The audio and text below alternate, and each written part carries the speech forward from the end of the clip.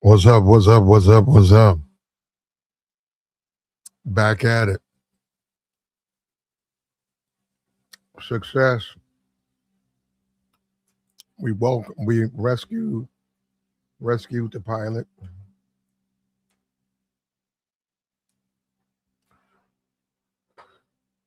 It took a minute. Had to find him. They say he had a beacon on. Crawled up into the mountains. Hid himself. His beacon was on. They knew they couldn't get to him. They was getting his beacon when they went in, and there was some problems. There were some problems, but couldn't get to him.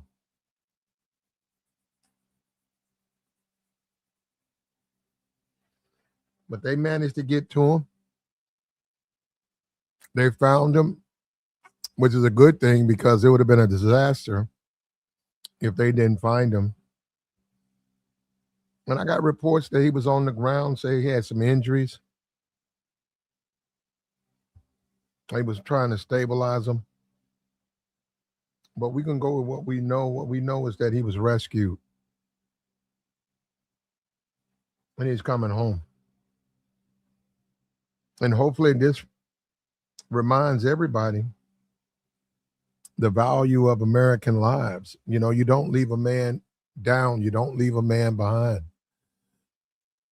And maybe this incident will wake up this administration with this ground troops belief, you know, that you should put ground troops out there. There was even Mark Levin said that they need to build a base in Israel. You know, that's going too far. That's going too far. Happy Easter. And remember about the troops, man. Don't forget about the troops. We still got people over there. They're spending their holiday on a ship away from their family, away from their country, away from the things that they love. They're over there serving so you don't have to. So you can go and enjoy your life. And you can't forget that. Too many times we do. We make light of it. We take it for granted.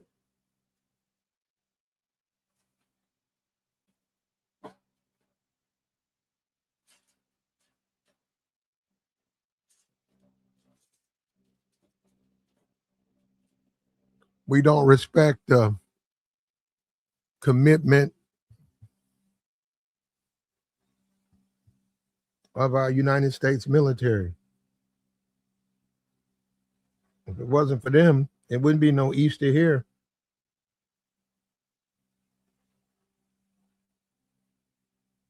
It wouldn't be no March Madness. It wouldn't be any of that. It's because those who are willing to serve and they're willing to fight where others refuse to.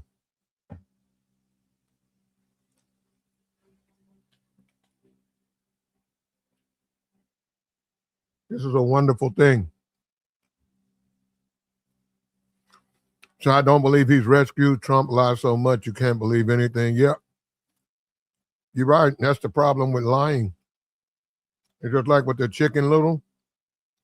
If you lie a lot, nobody will believe the truth.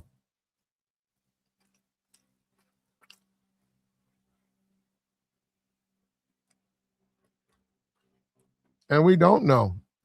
And there's all types of reports. There's so much propaganda that we've been being fed.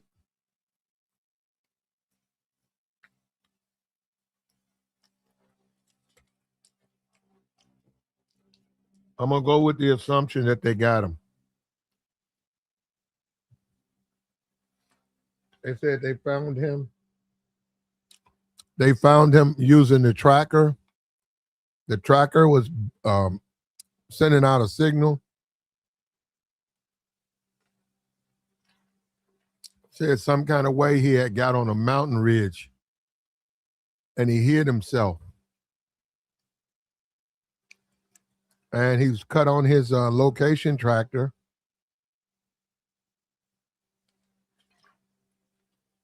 And they were trying to find him, but they couldn't. I guess he got inside where in the cliff you couldn't see him.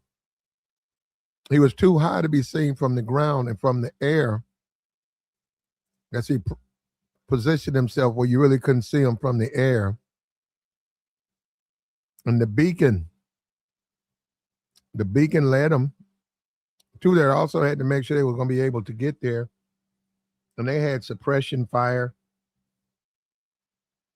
Had it been a smaller rescue group, had it been fewer people, it's possible that this wouldn't have been as successful. But since they had so many people, so many ships, they were able to suppress the Iranians and the bounty hunters, get in. I think we lost one ship, but get in, get down, rescue the guy, and get him back. That's another thing to celebrate on your Easter Sunday. And don't forget about the troops, man. Don't forget there's still servicemen overseas in a foreign land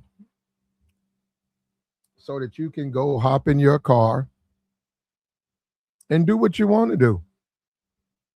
If you want to go to church, you can go to church. If you want to just shoot ball, you can go run some basketball. You want to watch sports, you can watch sports. You want to watch a movie,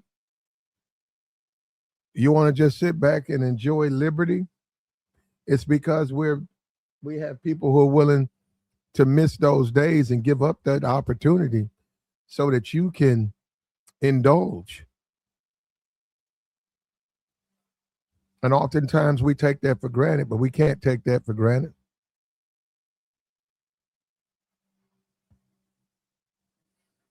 So, A was in no imminent threat from Iran. I don't know what you mean by that.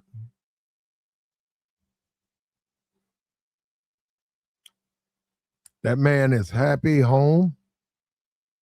I can imagine the type of fear sleeping on a mountain in Iran, not knowing if your beacon is even working.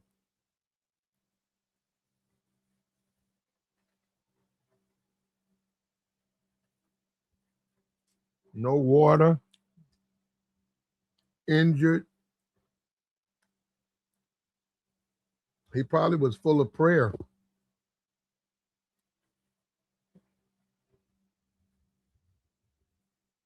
He probably was just praying that he could get rescued.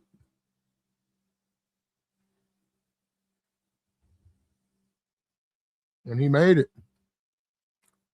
And Trump, this administration really went out their way for this one. This wasn't a chopper. This was a unit of people going in to try to get him out of there. And they got him out.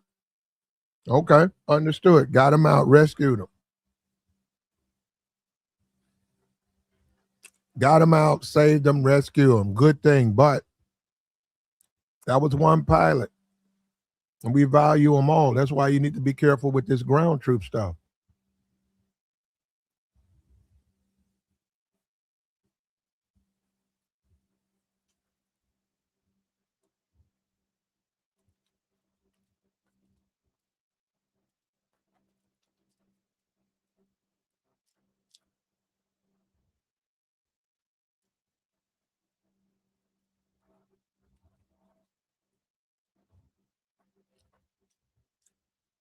As we enjoy our Easter, however you celebrate it, Don't forget about the troops. They're fighting for my freedom, your freedom, all of our freedom.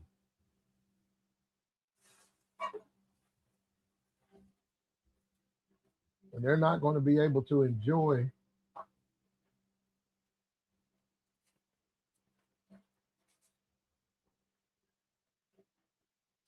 the spoils of America.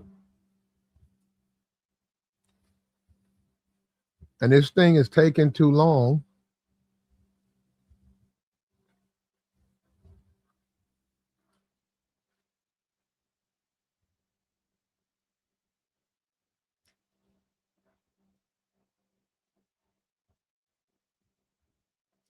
This thing is taking too long.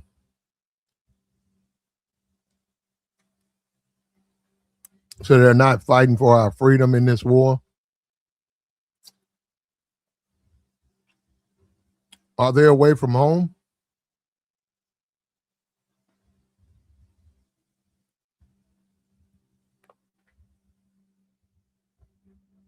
Are they away from home? And what we have to accept is Trump is the president. Now, all the experts, all these generals, he's getting rid of them.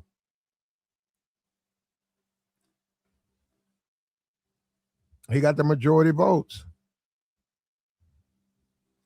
All of that stuff that's in the Constitution, he can replace these generals. He can replace these people.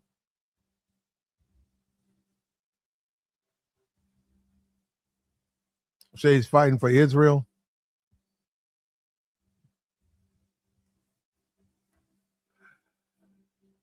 Is that what he's doing? Man, I don't know. He said, what is this war about? I don't know. I don't know.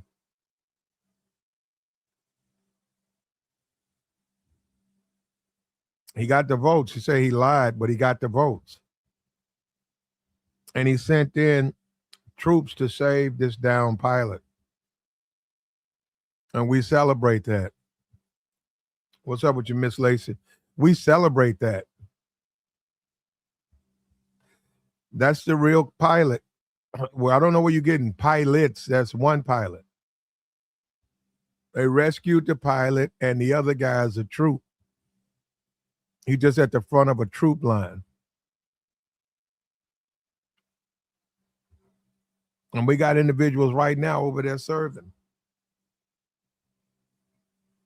And we got the support staff, and we got the hospitals, and we got the doctors. We got all of these people who went over there to Iran to rescue this guy. And they didn't leave him behind. They didn't say he's a casualty. He's not worth it. That's, once again, that goes back to my whole ground troops. Because I believe that it's expired.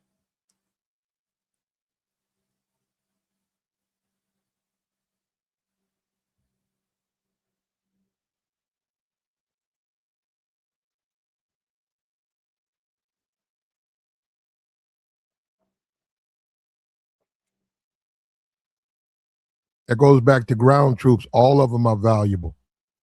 None of our service people are expendable. And as you enjoy your Easter, remember the troops. Maybe you got a family member, a cousin, maybe somebody from the church, maybe somebody in your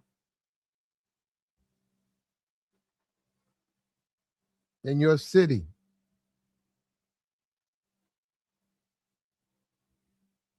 Say a prayer for them.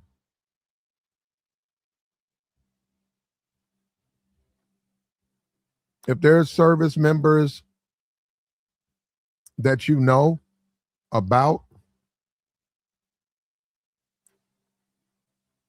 say a prayer for them. I'm going to tell you something else you can do. A lot of these homeless guys, not all of them, but some of these homeless guys, they've been through issues and situations, and sometimes you'll see them, they'll be back They'll be back in the back. Now, you don't have to take them home,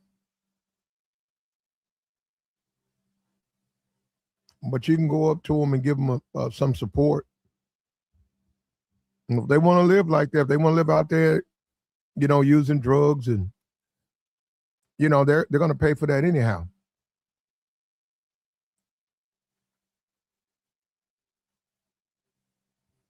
You got to show some appreciation with that. He said, you're making it like the black guy. Who said that? Where are you getting at? It says rescue right on the pilot's face. No, you see that, brother. See, this is the problem. You only see what you want to see.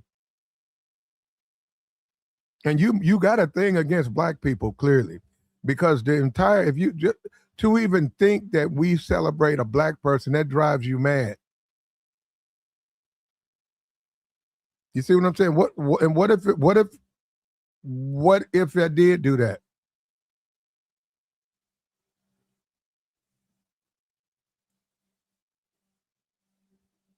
Now we got to support the troops. We got to appreciate the troops.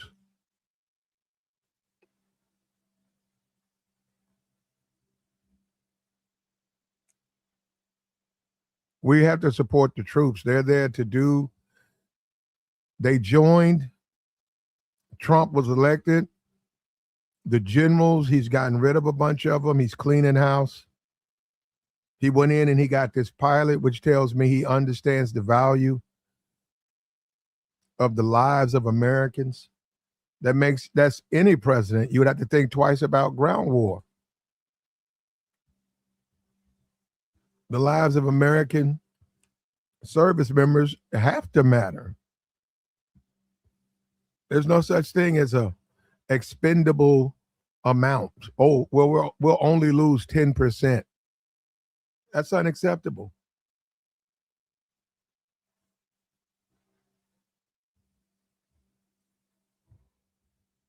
That's unacceptable.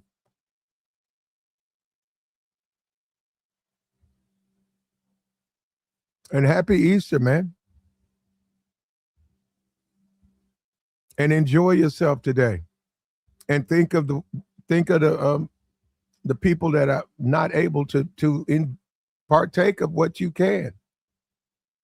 That should make you appreciate the society even more.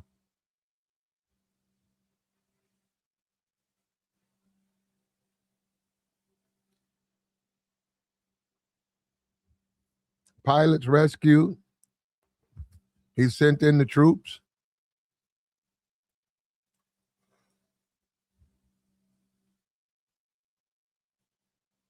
Maybe he's home. Maybe he's in the hospital right now.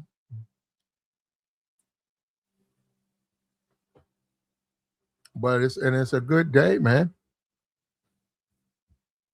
It's a good day for us.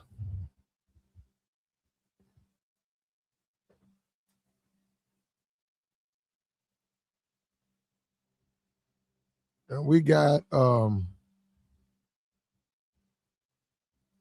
Trump says we got him. Over the past several hours, United States military pulled off a search and rescue operation for one of our incredible crew members, who happens to be a highly respected colonel. He's safe and sound. He fell behind enemy lines, hid himself in the mountains of Iran. He was being hunted.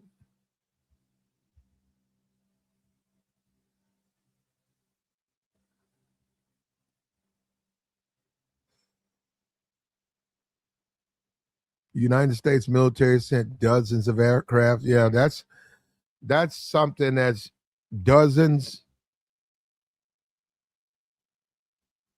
He sustained injuries, but he will be just fine.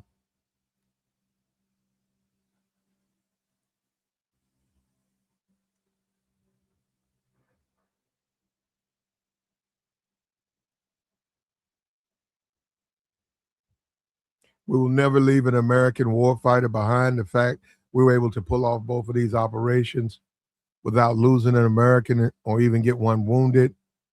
We have achieved overwhelming air dominance and superiority over the Iranian strikes.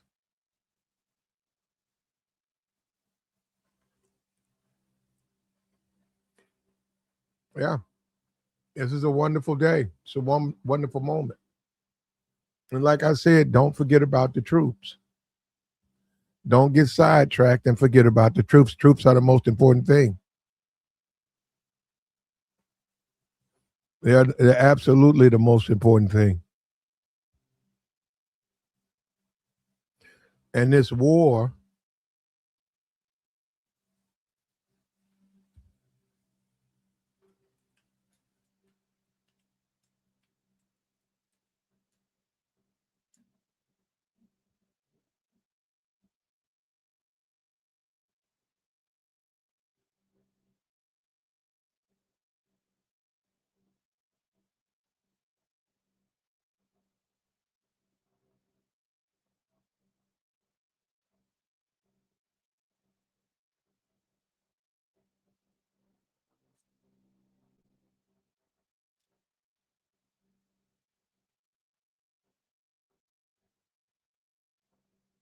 Trump once again says the United States would attack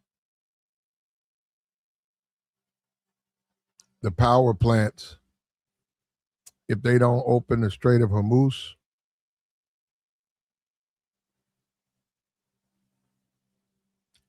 President Trump said he's going to bomb Iranian power plants within the next 2 days.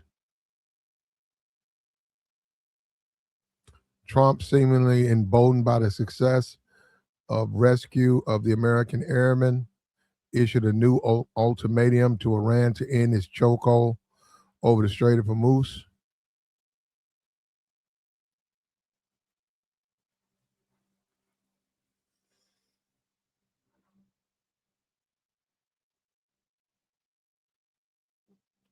And Iran responded and said that if Trump does that, they're going to bomb power plants in Israel.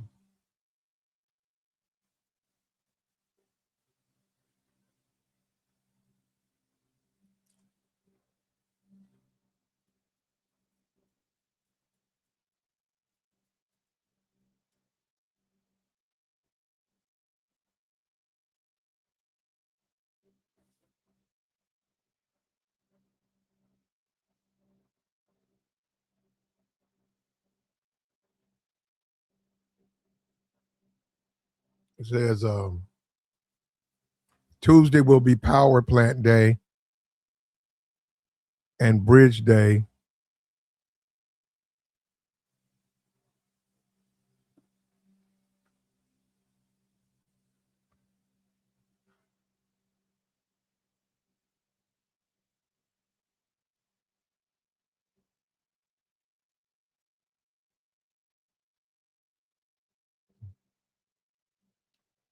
And we got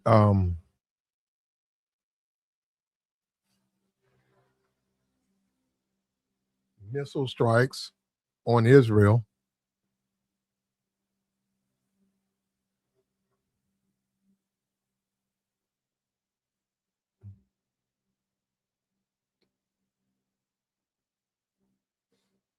Iran has responded to Trump's threats of bombing the power plants. And they said Trump is on the brink of madness.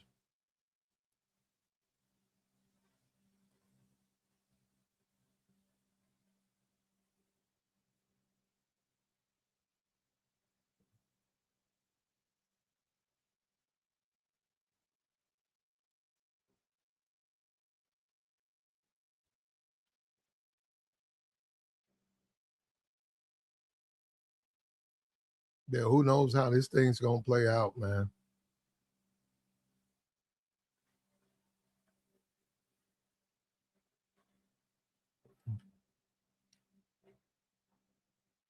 But anyhow, we can be thankful.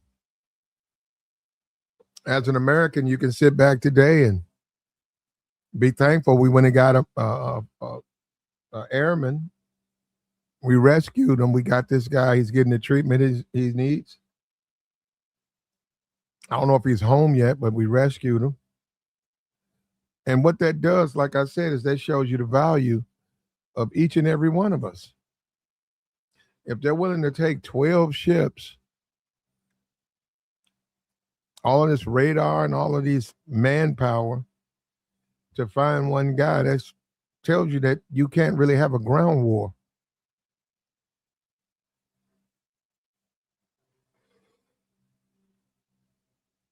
You can't effectively have a ground war. Yes, he was rescued. Why do you keep saying he wasn't? They said he was hurt. I don't know where he is. They said when they got him, he was hurt. They had to administer some type of first aid, and they said once they got that, they was gonna put him on a plane and get him out of there.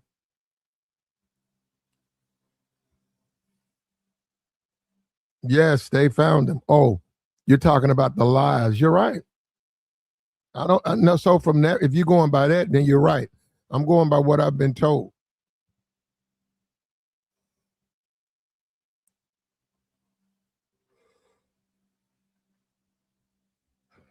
Yeah, it is wild how the United States we stay in the Middle East so much, man. This is something that in people's entire lives they've been talking about the Middle East.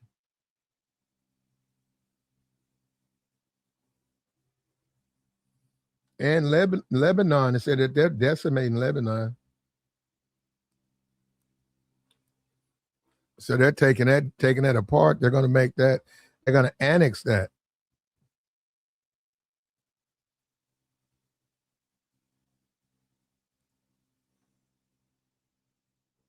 Well, we have to pray for our troops too. We got to remember our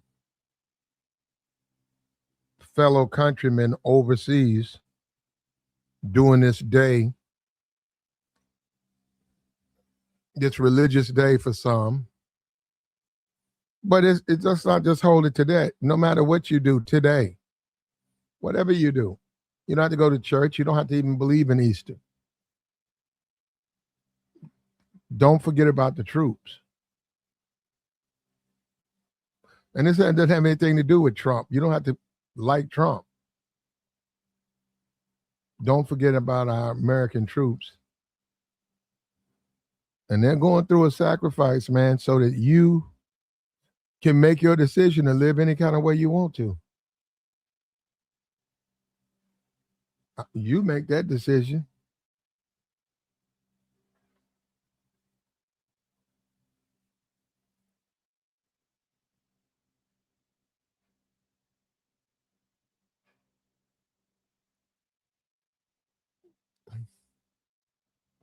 You make that determination. It doesn't come from anybody else.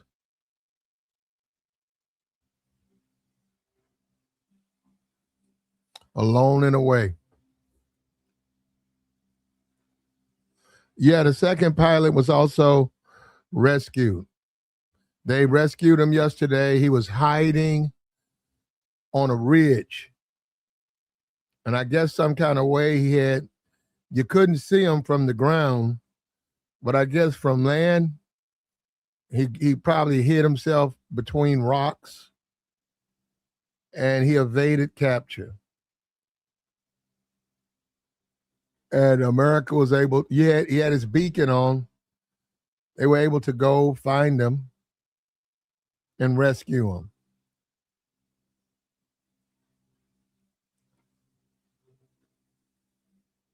which is a good thing. But we need to pray for our troops who are still there.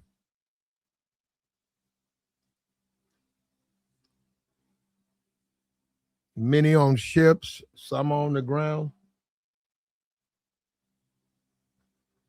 Many don't know where they're next. They don't know. I mean, they're lost, and they don't want to be forgotten.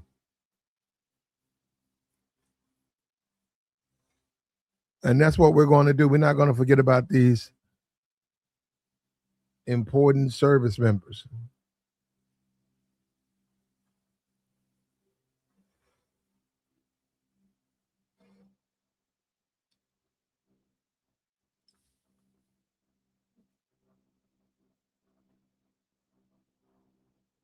Yeah, if you commit a war crime, there is no defense for that.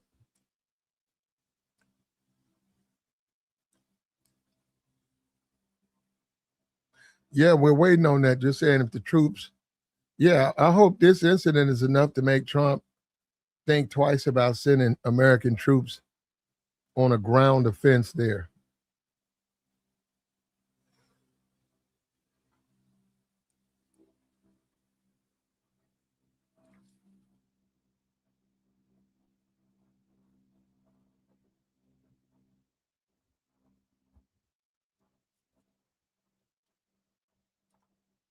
And it couldn't have happened too soon.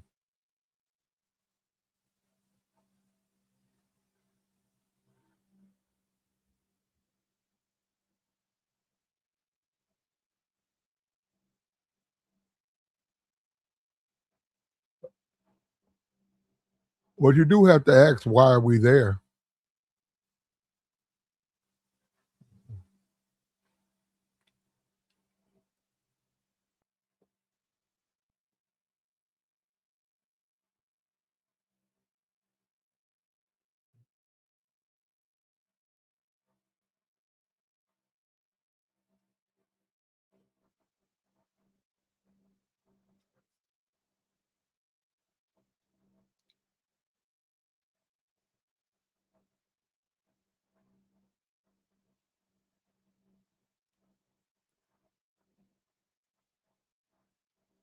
So they're going after the civilian U.S. and Israeli forces continue their strikes on Iranian hospitals, universities, and other infrastructure.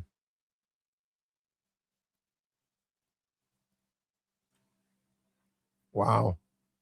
I think that's a war crime, if that's true. I don't know how they're going to handle that.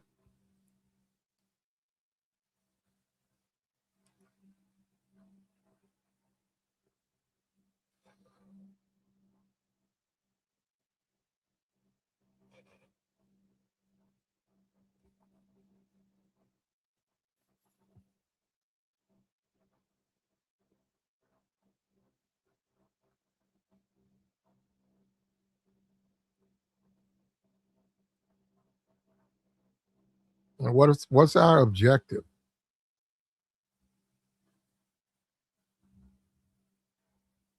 Why are we doing this stuff?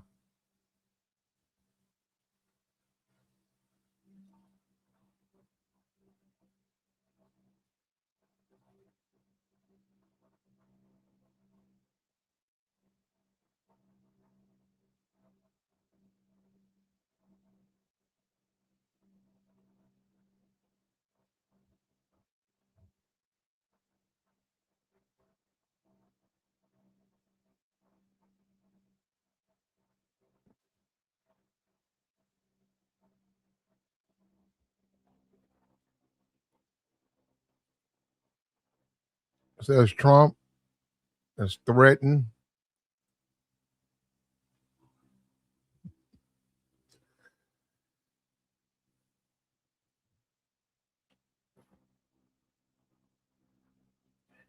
Yeah, I don't know on that, bro. But look, it's Easter, man. We're civilians.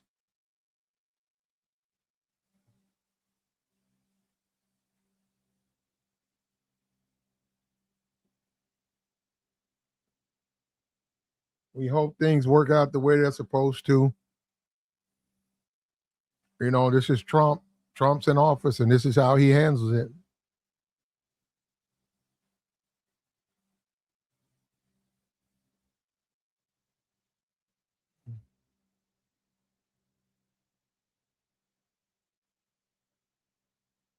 Iran, Iranian says the Strait of Hormuz will reopen with a toll now.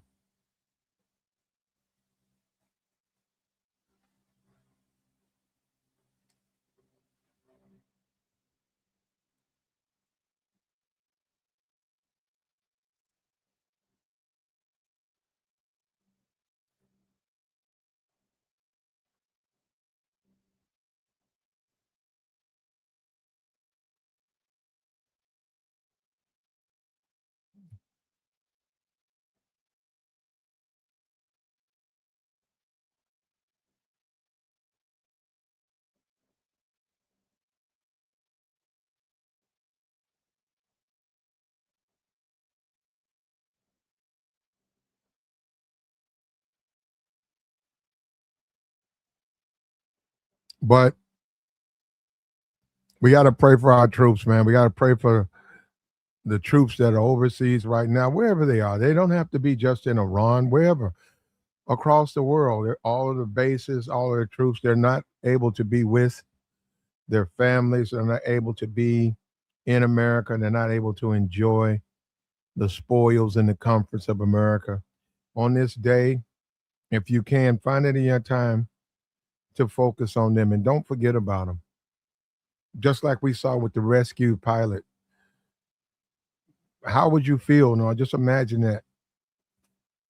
He goes down in Iran and they say, well, since he's in Iran, it just takes too much money to save him. Forget about him. Don't forget about these individuals over here who are sacrificing, doing everything to help you and to keep you free.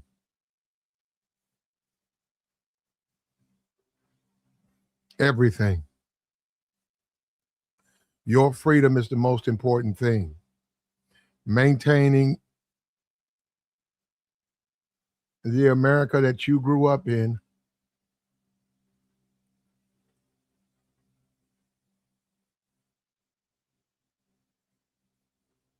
the America that you love,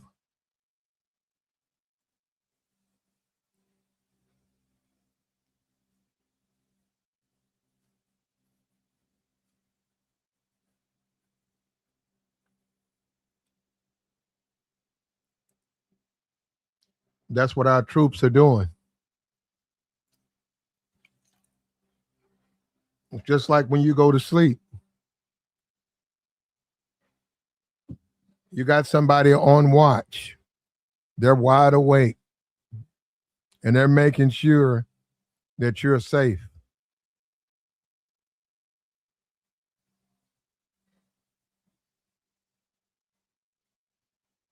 And we take it for granted.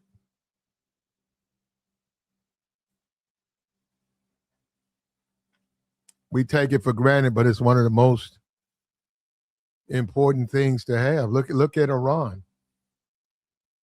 Look at a lot of these countries. They don't even know what freedom is. Russia, they don't know what freedom is.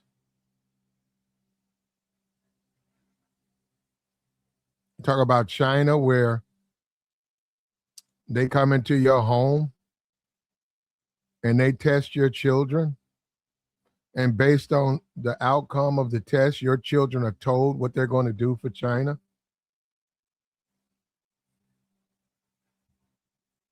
It's based on the outcome of the test.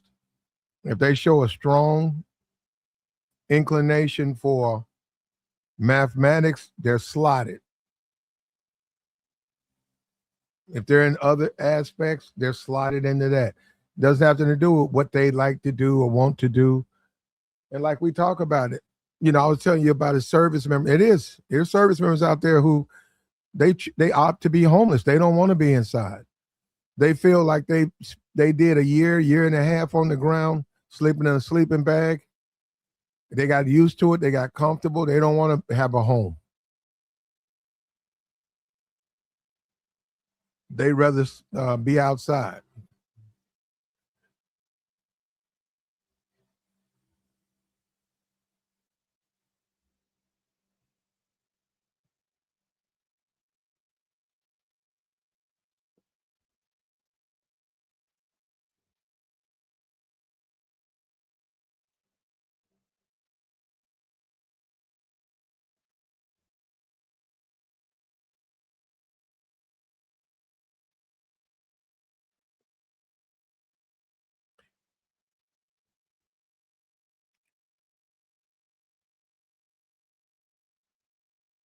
Yeah, and we hope that doesn't happen.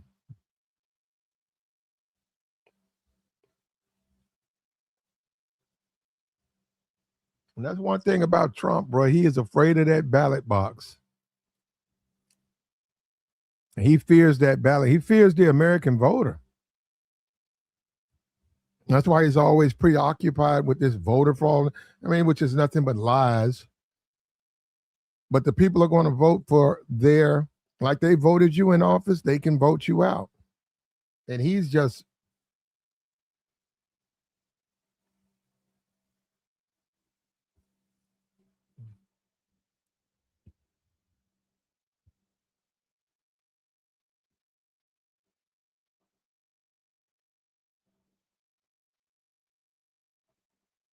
American troops went in, they rescued the fallen pilot. He had got up to a cliff, and from there he was able to set off his beacon, and he hid. And there were bounty hunters in the area. They were looking for him. But because Iran is big, he followed his training.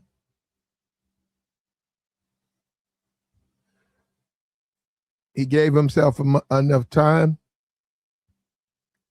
where Americans can find him and rescue him and bring him home.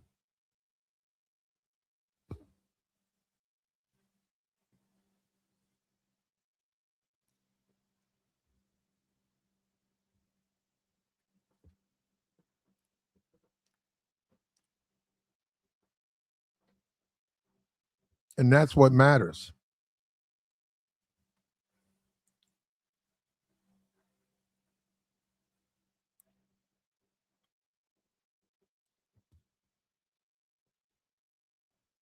And if it's because of those troops that you're free right now to get on the internet, they've granted you that freedom. If we didn't have people that we could deploy, we would not be free here.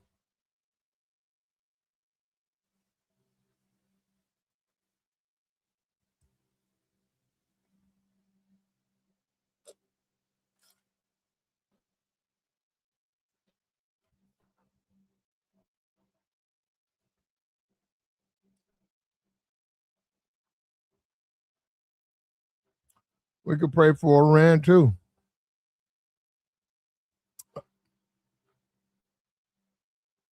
We could pray for an end to this war. We can pray for lower gas. Yeah, we can pray.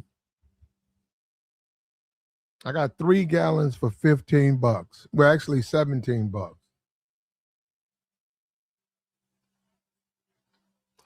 Was it $5.48 a gallon?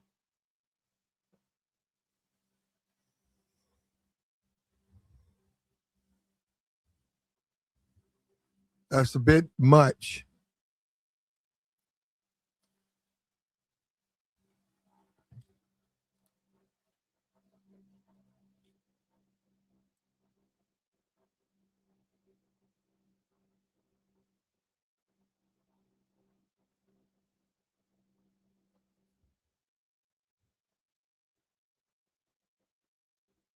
We went in, we rescued our pilot. We stopped the Iranians from getting him. We got troops, though, still deployed. And Trump is debating if he's going to go ahead and put those boots on the ground.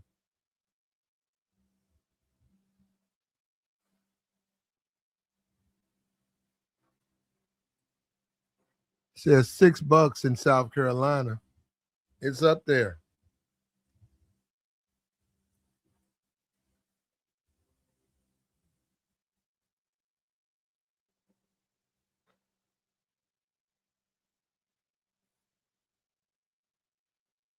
And we got to pray for our troops. And we got to stay focused on our troops. $5 an hour, $5.48 for a gallon of gas. That is a failure. If you're a part of a leadership and you got $5 gas, that's a failure. That's a failure.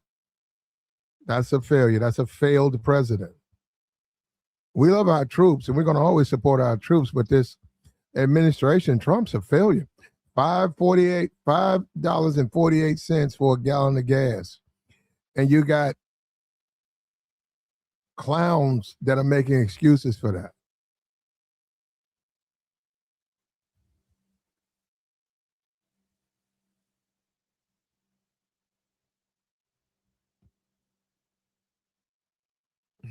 And we have to wonder how we're going to come back from this, how we're going to adjust.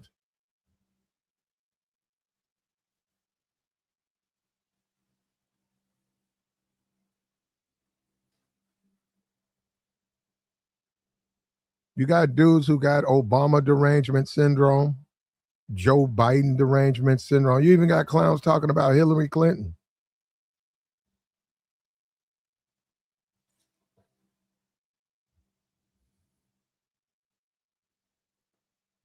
Trump has Obama derangement syndrome. For Obama to be out of office, Obama won twice. Obama got the Nobel Peace Prize. Trump is jealous.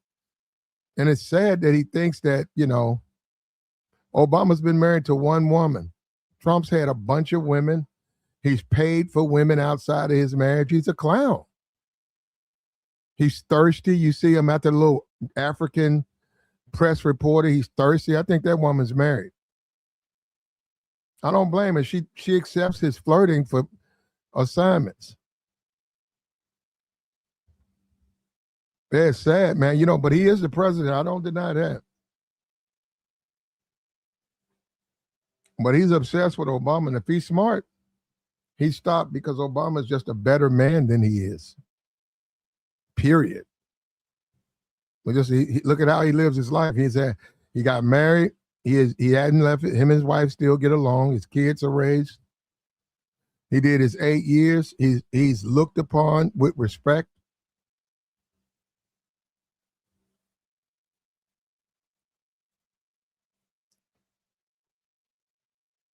Trump is fat. He's got a turkey neck. He's stupid. He makes all types of mistakes. He forgets. He lies, just openly lies. He'll never be loved like Obama, and that's his problem. Yeah, you're going to have the MAGA crowd, but he's really never going to be loved like Obama.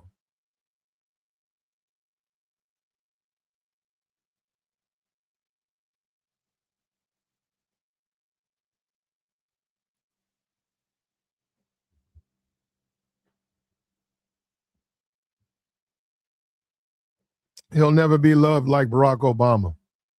And I think that bothers Trump. I really do. I think it affects him. We see he's gotten rid of his generals. I hope he got to understand the experience. Those guys been in the military for 30 years. You can't just find somebody on Fox News and throw them in that position. It doesn't work that way.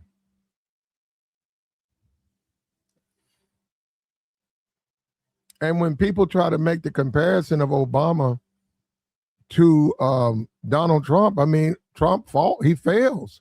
And in addition to Trump being a white man, even within his racism, right, or his belief that he's superior because he's white, he's not.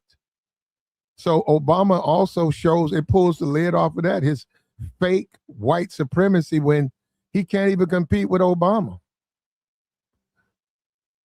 Obama's lived a more American traditional life than Donald Trump. He doesn't have the scandals. He doesn't have accusations that he assaulted a woman. He doesn't have that getting sued or when found guilty, getting the Stormy Daniels. He doesn't have that. 5 different wives with failed marriage. This guy's a failure. When you look at Obama, he's a successful dude. And that's what drives Trump's rage and hate toward Obama. You never hear Obama really criticize Trump. Trump consistently always worried about Obama. He was whining about the Nobel Peace Prize. He was whining that he didn't get one. Look, you think he'll get one now?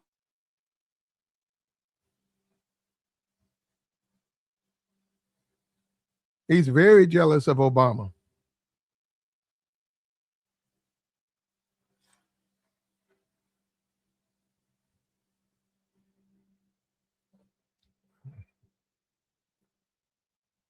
On the world stage, the foreign leaders look at Trump as a joke. They still respect Obama. Even though he was an adversary, he's the American president, they respect Obama. They don't respect Trump. Putin got more respect for Obama than Trump. Putin got Vladimir Putin got way more respect for Obama over Trump. He don't respect Trump. He know Trump is a peon. He's a peon and he can pretty much do anything he wants. He can do pretty much anything he wants. Even take the lives of American service people, and Trump's not going to say nothing. Putin is the one that's been assisting Iran. That's Putin. Giving them all types of electronics, information, helping him come after Americans, take American lives. Trump's fat. He's stupid. And you compare him to Obama, you guys got to be joking, man. Obama got him an American wife, 100% American. Trump got some foreign-ass wife. You guys, Trump really gets a pass on so much.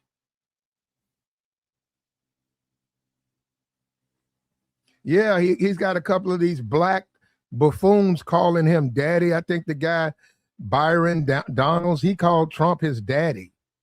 But he's a black clown and a buffoon and a tether.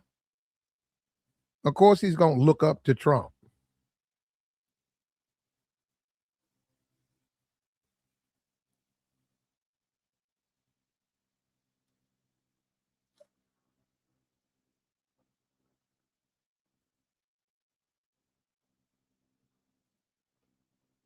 But we rescued our pilot.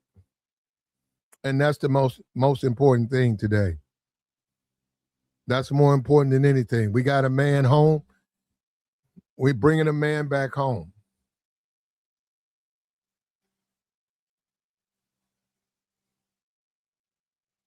Like the stream, man. It's Easter. Tell me if you believe in Easter. Tell me how you celebrating your Easter. Do you care? Do you not care? You just gonna sit back and get drunk again? Just gonna get drunk for Easter? You got drunk the day before?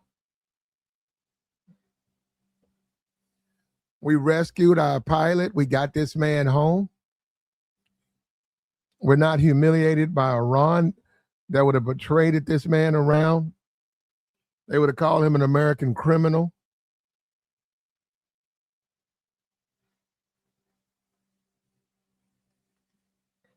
They won't get that opportunity.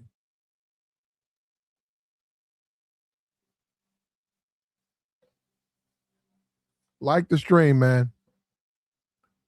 Support the platform. Let me put this up here. I'm going to drop this join link. It's Easter.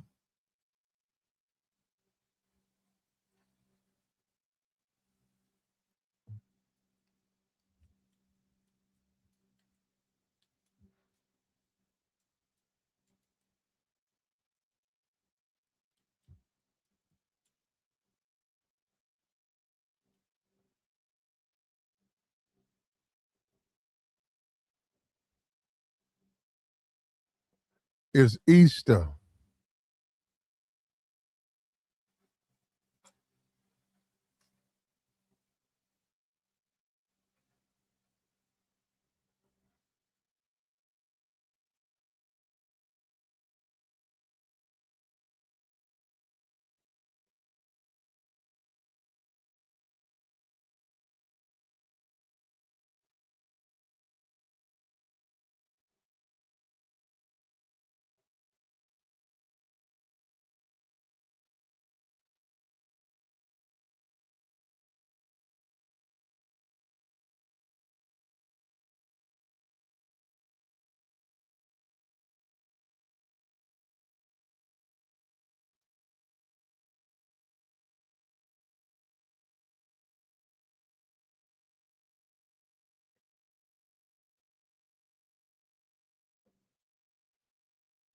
Like the stream, brother. Support the platform. We got the join link posted, man. We'll take your thoughts. It's Easter. Most of the day still left. What are you going to do? You don't go to church. Do you not care about Easter? Do you not care about this day? Day doesn't mean anything to you. But that's the whole thing about being free. You're free to go. You're free not to go. You're free to stay in bed all day. Nobody's going to get you out of bed. You're free to do anything you want to do. Freedom is freedom. If I decided to walk out of this house, and provided it's not owned by someone else, I could go live in the woods.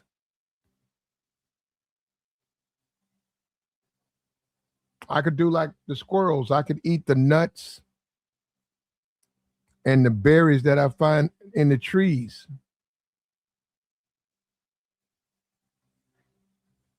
I'm free. I'm a free American. And that's what those soldiers are fighting for. My freedom.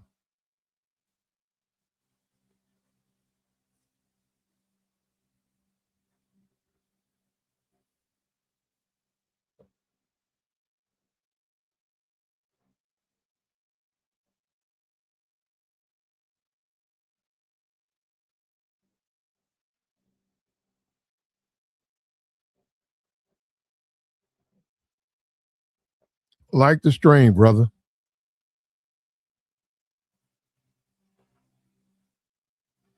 Or say, I'm proud to be an American. At least I know I'm free.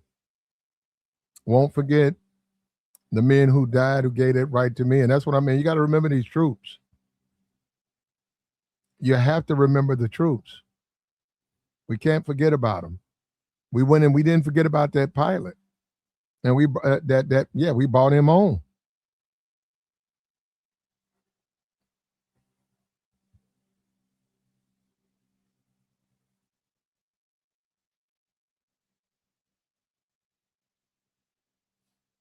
Alone and away. Almost like being in jail.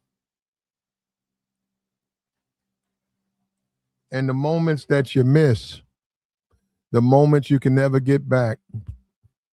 And you're doing it because you're defending the flag, the American way of life. And if it wasn't for you, we would lose it because we need you to defend it.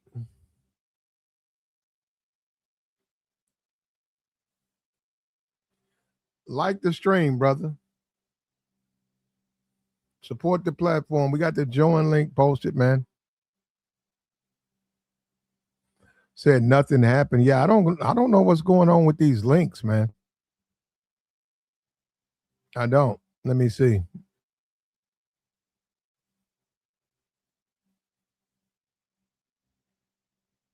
Here we go. No, the links are fine.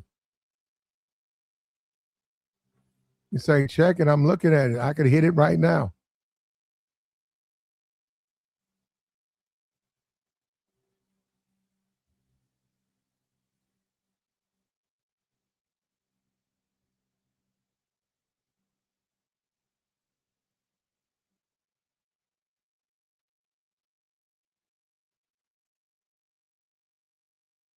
There it is right there.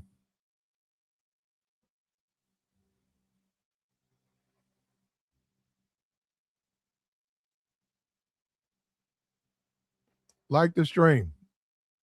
Let me get right here. I'm going to check it right now. There you go. It just took me. Yep, bought me right here. It's working fine.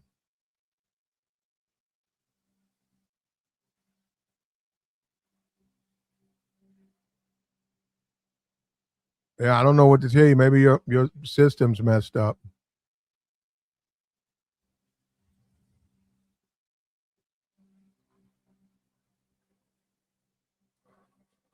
They rescued the pilot, and we need to pray for our troops. And we also need to be grateful that we're not out there like that. We don't have to go through that. That's not a easy way to live. It's not an easy way to spend your day. You got to do watch.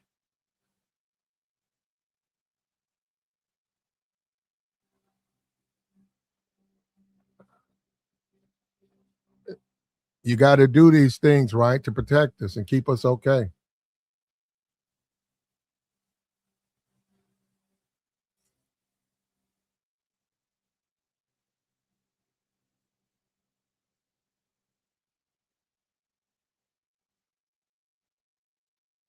The phone don't matter. It writes the software into your phone.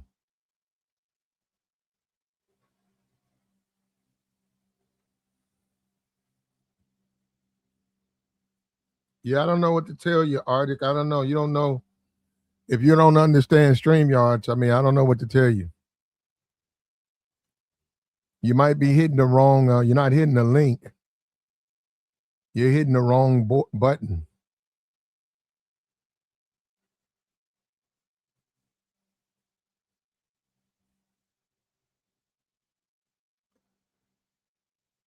The link is this thing right here. Right here that says StreamYards. That's the link. You click on that. That's what I'm saying. That's it. I just clicked on it. I don't know why it's not. It is on mine. I don't know what you guys are talking. I'm looking at it right now. It's a hyperlink. It's lit up. I just tried it out. Let me hit the one I just went. There you go. It's taking me right. Yep. Enter in the studio. Taking me right. Yep. Right there. It just took me exactly where it's supposed to take me.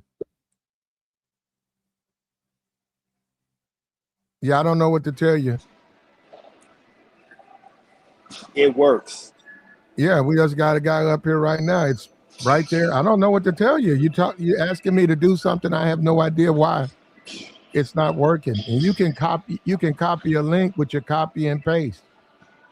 Whether it's lights up or not, you put it in your browser window. I mean your URL window, and it'll send you because it's a link. It takes you somewhere. But anyhow, what's up with you, Resurrect? Hey, happy Easter to you, Platt, in Happy the Easter chat. to you, brother. Man, I'm sitting up here trying to get a quick workout in. I was wrong. They got him. I didn't think they was gonna rescue dude. Oh Remember I yeah, they said that found the him. other day? They got him. They got him. So I Mhm. was wrong. Um, hey man, I'm happy for him. I know his family is happy. I personally think, I think a lot of people think we just need to be up out of there. Mhm. But that being said, man, the boy's spiritual advisor just said we as Americans need to tie 10% of our income to, you know, country over there in the Middle East. What you think about that? I think she's nuts. Yeah, Wait a if you minute, don't, man. no, you can be a fanatic. She's a religious fanatic, and I think you can go too far.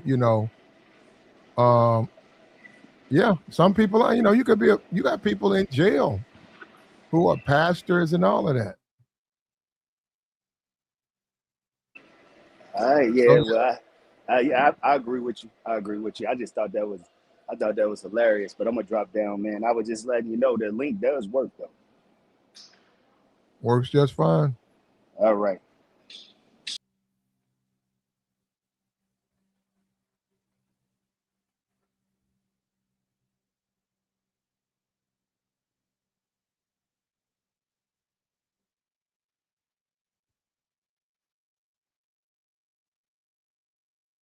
Okay.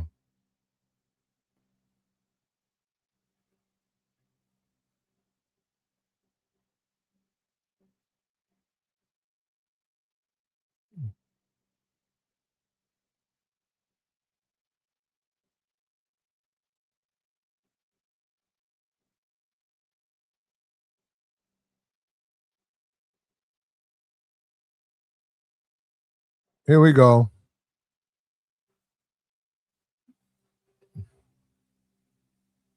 Try that out.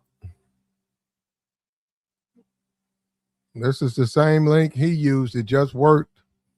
He came up on it. Like the stream, man.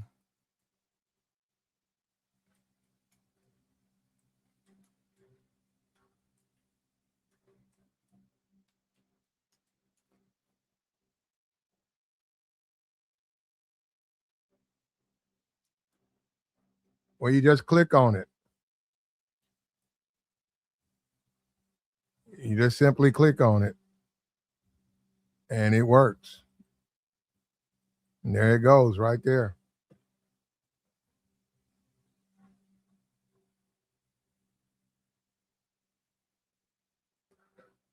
You know, we have to care about our troops, man. That's more important than anything.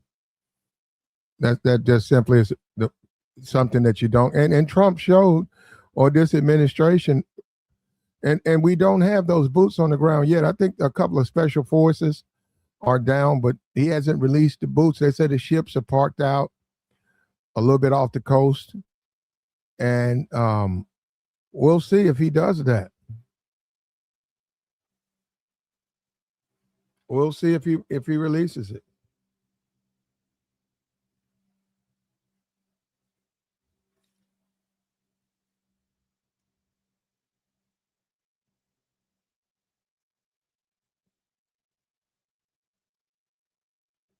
We'll see if he just releases it.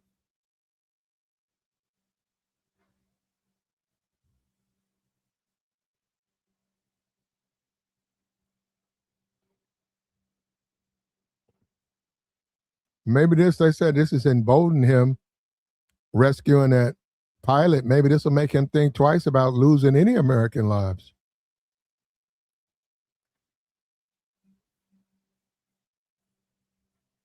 Maybe this will make him think that it's not worth missing any of them.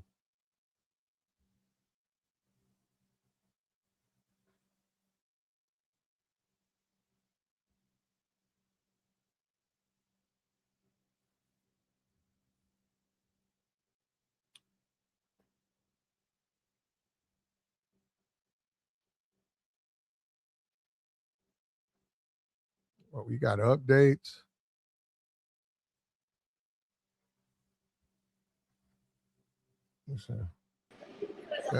But you're gonna have to tell them, man, their requirement for it to get on the screen guard, it might have to be an iPhone 16 or above. You can't get on with like an iPhone 7. Oh, it won't let you on? I don't. Yeah, I don't know. I don't know, man. It's working for you, so it works for me. I don't know. You might have to have an updated phone though, for real, because of the software. I don't know. It writes the software to your phone. You don't have to have the software. It automatically writes it to your phone. But Platt, if you got like a 2015 operating system, it might not be compatible no more. Yeah, I got you, man. I'm just saying, you know what I'm saying? I mean, that may be it, because like, again, boom, every time I can do it. I don't see how he's having trouble. Who knows? Yeah. You think they trolling you in the chat? Could be. They could be telling. You're right. They could be lying. Yeah. All right, who you got today anyway, man? Championship, UCLA, US, South Carolina. Are you talking about women's basketball? Yeah. Believe it or not, I don't really watch women's basketball. I'm gonna let you do that. I'm gonna let you enjoy yourself. Well, I just, I pull for the sister, Staley. I want her to get another champion, fourth one. What about Michigan, UConn? Michigan, I say take Michigan all the way through. You did say that. Yeah, they look good against Arizona. You said that. Yeah, maybe Howard was the problem. Oh man, come on, man! You got to get off my boy, man. Well, they got rid of him and had this new guy. Why you want to bash? You bashing? You know what, bro? You know what? You got to stop doing that. It's not my fault he can't coach, bro. You say the same thing about Dion, man. You got a tendency. It ain't my fault he can't coach. I left him alone though. Even man, come on, you got nothing, man. I ain't got nothing to say. You seem to tend to have a problem with the brothers, man. What the Coach, guy who won the guy who won the championship, college football championship? What is his name? oh, Signetti. Signetti.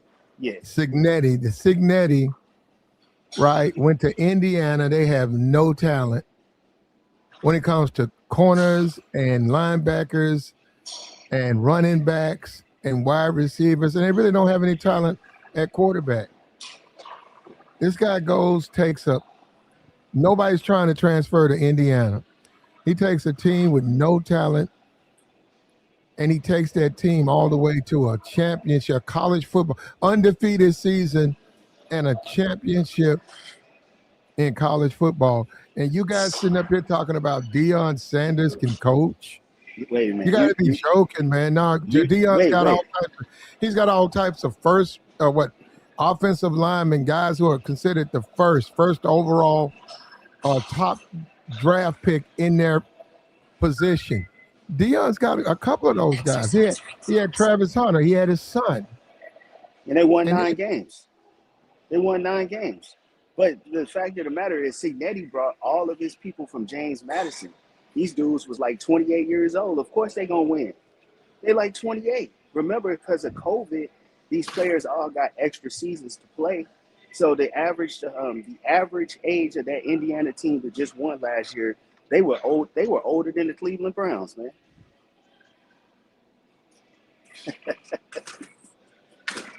I mean, you had men playing. But they was at James Madison though.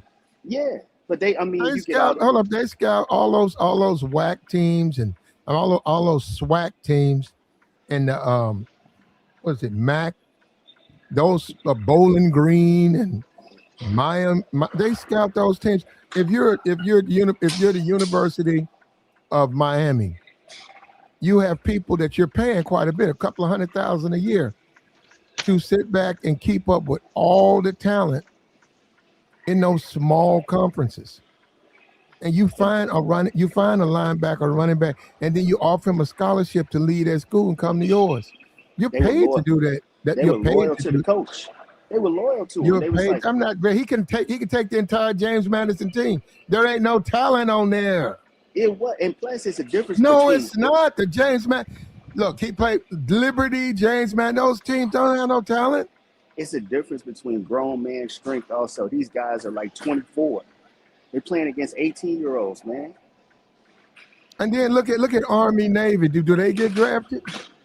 Some of them. It's been a minute. Yeah, I mean, what was that? Dan Henney, the dude who used to play for the Cowboys. Of course, Roger Staubach. You know. Roger Staubach. Okay, there you go. Look, I'm saying that they have a full team. They might have 100 people on that team, but just in general, they don't think they have talent. Like for the next level. How about that? They just don't feel they can do it on the next level. That's the way they look at it. When you look at Indiana, they want to expect. I bet who got drafted from Indiana last year? Probably nobody. Sure. Nobody. Sure, but you know the number 1 draft pick is coming from Indiana this year. You talking about the quarterback? Yeah, which I don't think is going to be that. I mean, he's going to be okay, but he's going number 1. No, he's probably okay. He's okay. I don't have a problem with him. I'm just saying that coming out of college, he wasn't no major recruit like that. But people were breaking their neck to sign him. They were. Yeah. If you wind up at Indiana, ain't no real big demand for you. The center on the team, he's supposed to be pretty good too. Kubi. Saying he might go first round somewhere. Maybe even the Cleveland Browns might get him. I agree. I mean, but Deion, man, he's been sick, man. You forget about that. He had cancer last year. Almost lost his life. He's been like he got his spleen taken out before the start of the football. Now, look, bro, you know what? Sick. I don't know what you guys. You can believe what you want to. The man cannot look. The man can't. He can't coach. He can't coach. That don't mean anything. Look at Juwan Howard. Just because you can play, don't mean you can coach. And Negroes don't want to accept that. It's some kind of way they just have a problem with that. Just like Michael Jordan, he don't know how to manage nothing. He was horrible. Okay, he can do NASCAR. I gotta give him. That's where he's good at NASCAR. I'll give you that. But you guys keep thinking because these guys are NFL football players, that some Hall of Fame players, that means they can transfer that to coaching. They can't. That Spaghetti guy had nothing.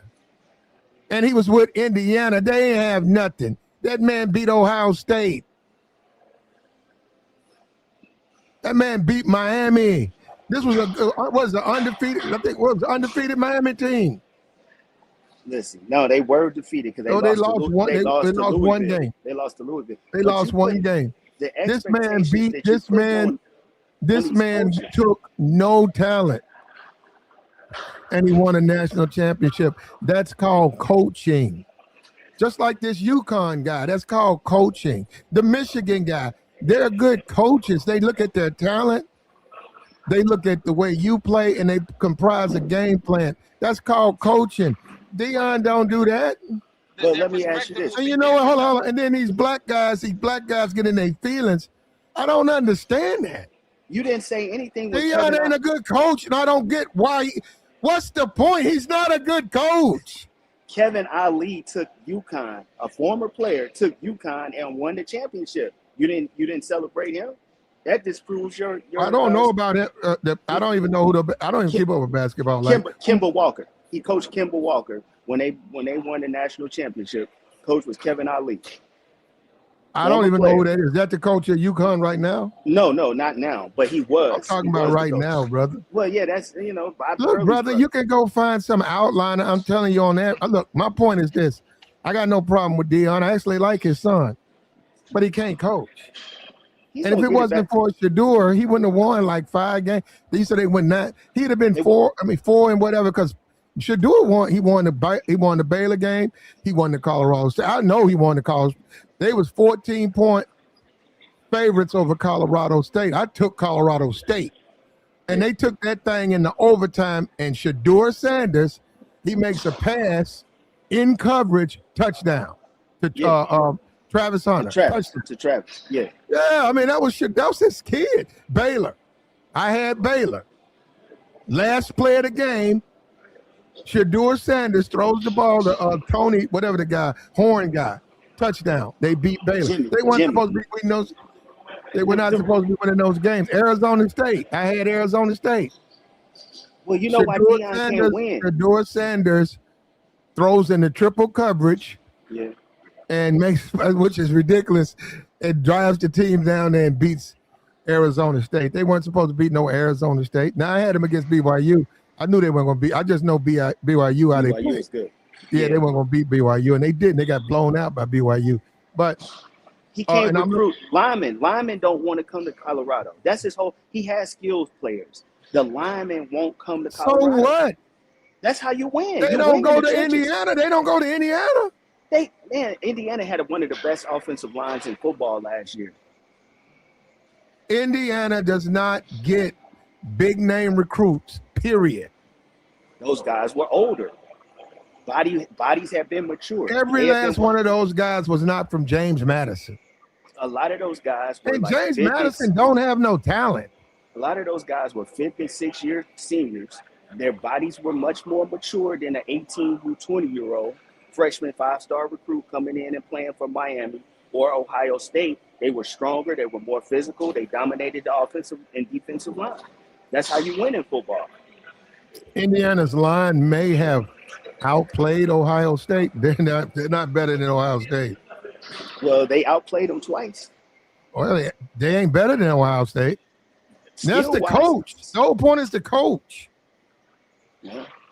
When you look at those guys, when you're a team, when you're saying you're a scout, you making $3 million a year, and that team is expecting you to know what you're talking about, you're not gonna go in there and talk about no goddamn Indiana player. His name is Mo Harris. We'll say, okay, yeah, he plays for Indiana. He said, man, you better get you fired. I don't want nobody from no James Madison. Look, brother, I'm just telling you, Yeah, They don't.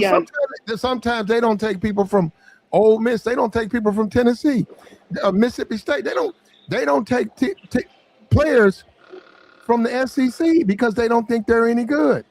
Miami, Florida State. I can go look when last time a Florida State player, other than maybe a wide receiver, I'm saying been drafted. They don't really. They look at the. Believe me, man, it's too much money. They look at it. They even go to the CFL. They look at all of that stuff. And then they say, okay, these are the available players for this team.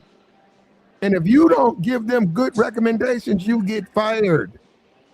And you keep talking about Dion. I ain't got no problem with Dion, but he can't coach. It's like you want me to say he can coach. And I don't get it why people don't want to say that. And Juwan Howard, he don't. Hey man, that's your team. Juwan, they fired you. They replaced you with a nobody. That was the man's partially about to win a national championship.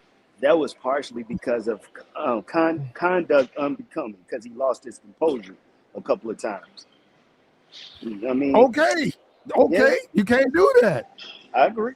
Yeah, you guys look, bro. Look. Let me tell you something. I got no problem with no Juwan Howard or no Deion Sanders, but it's just stupid to say they can coach. He can't. I don't care about him trying. His son did a lot of that. I got him back last year though, because they went 3-9. He lost Deion. Well, actually, it was Shador. Shador got a lot of bread for me because I sure was betting against him. Well, they gonna win at least 8 games this year. Let me tell you something. Shador Sanders, the stuff they was doing, you get binged. That man was throwing in the triple coverage, but that's fine. He's gone. He's at Cleveland. Yeah. And Dion or whatever Dion's gonna do, I don't think so. I think Dion's gonna Dion probably get fired this year. They're gonna win 8 games this year. That quarterback Julian, he's a good quarterback. Which one? Julian Lewis. What happened to the other guy?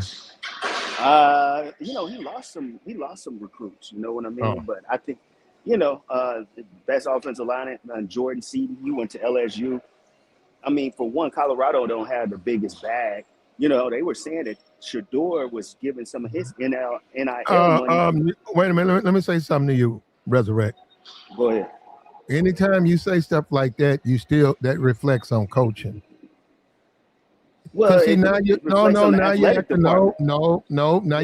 like this. Bag. It's just like the clowns who they pick a favorite player or a favorite team, and then they start saying, well, we don't have this, we don't have that. What does it got to do anything? You got to go field the team. And if you got to go into the student body, have open workouts. You can't go by perfection. Well, because it was raining or because we didn't have a top recruit, what did it got to do with anything? Well, and why would somebody hire you? Look at this Sagetti dude, right? Look at this guy. Yeah, this guy comes from for 40 years. Oh, well, there you go. But he wasn't in the big league. No, he had to work his way from the bottom. There you go. This guy comes from James Madison, goes to a team that's a doormat, and took his talent, and now he went undefeated in college football. Undefeated. Yeah. You gotta say that guy can coach. But remember, last year they went to the Final Four in football. Who? Year before, Indiana. The year before they went to the Final Four, they lost in the playoffs when Ohio State won. Yeah, I don't remember that. Oh yeah, 2 years in a row. It wasn't like no, they didn't. Yes, they did. They didn't go last. Hold up, they went last year. This year, they did not go the year. They did not go the year before. You know what, man? I don't know what it is with you. These arguments and stuff, and then you just start making up stuff. That's a trash team. I'd keep up with Ohio State. I know that team ain't no good. The last time that team was any good was, I think, Penix was there. Wrong. That's a garbage team. No, man, you're wrong. You don't want to admit when you're wrong. What am I wrong about? They're not a good team. They are now because they got a good coach. Last year wasn't the first time they went. Oh yeah, they're not a good team. They are now. They are now, and we'll see how long that lasts because they're going to lose their players. But that's called a coach.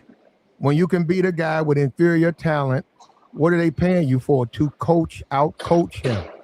The guy from Michigan, he knows how to use his players. They've been beating teams by 10, 12 points all the way through this tournament. They've been killing. And before that, you had Juwan Howard. They were struggling and losing, and he was fighting. It's like, why don't you learn how to coach?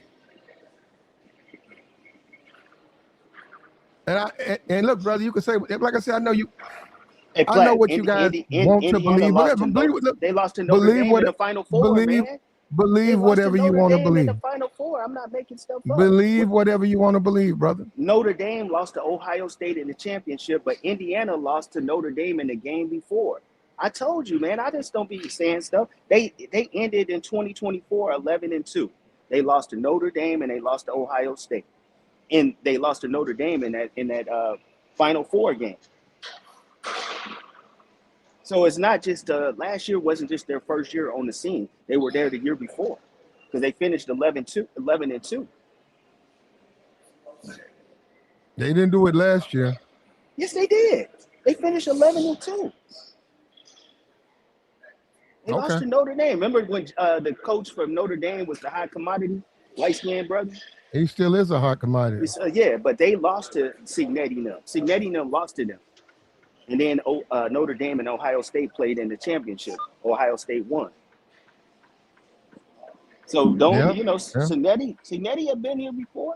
He brought all his James Madison guys, man. Them guys are old. I still say he had 20. Why don't all the other teams do it? Because they didn't have the relationship with the guys coming from the college. No, they can do it. They got NIL money. Why don't they go to James Madison today and go and get the best players? Well, you admit that Signetti is a good coach, right? He's a good coach? Mm-hmm. Okay, so he got his best players that he took from James Madison that were well coached, and he knew that they would plug right into his system. He took those guys.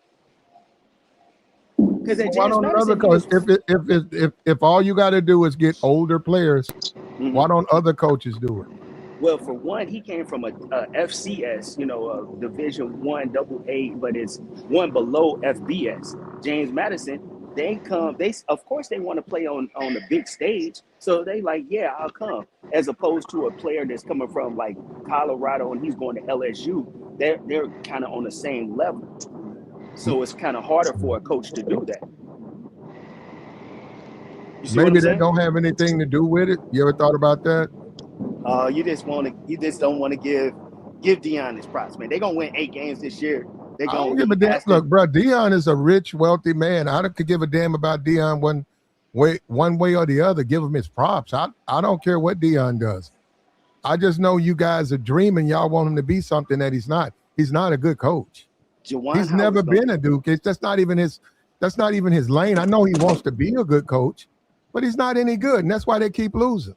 And I don't think you guys know what a good coach is. And that's what I'm saying. When you look at a guy like the guy from Indiana, this guy's got no talent. He goes out and he wins all these games. And then you talking about Deion, man. Deion's got top recruits on that team. And they barely won with Shador. Look at his wide receivers. Look at his wide receivers. He had the Heisman Trophy winner. He has plenty of players. I mean, he has plenty of talent. And all people do is say, well, he don't have this, he don't have that. What do they got to do with it? It has a lot to do with it. I thought you was the coach. Why don't you coach him up? Don't have anything to do with it. It means you're not a good coach. That's like saying, hey, Platt, you want to coach the Indiana Hoosiers? I say, yeah, but you got to give me all the #1 players coming out of high school. I need every last one of them. And they say, well, why you need that? Well, you want me to win, right? Players win. Talent wins. The coach has to coach. The coach has to coach the player. All right? You're a Deion fan, be one, brother. All right? And let me tell you what I really have a problem with that when you guys do that. is because I put a little money against some of these teams, and I really don't play about that. I don't get into the my coach. I mean, my team better than your team. That's food. That's casino. Build another fountain. That's stupidity. You go by who's going to win the game. You don't go by my team better than your team. I'm a Chicago Bear fan. I was born. What they got to do with who's going to win the game? True. So that's what I'm telling this deal. What about him?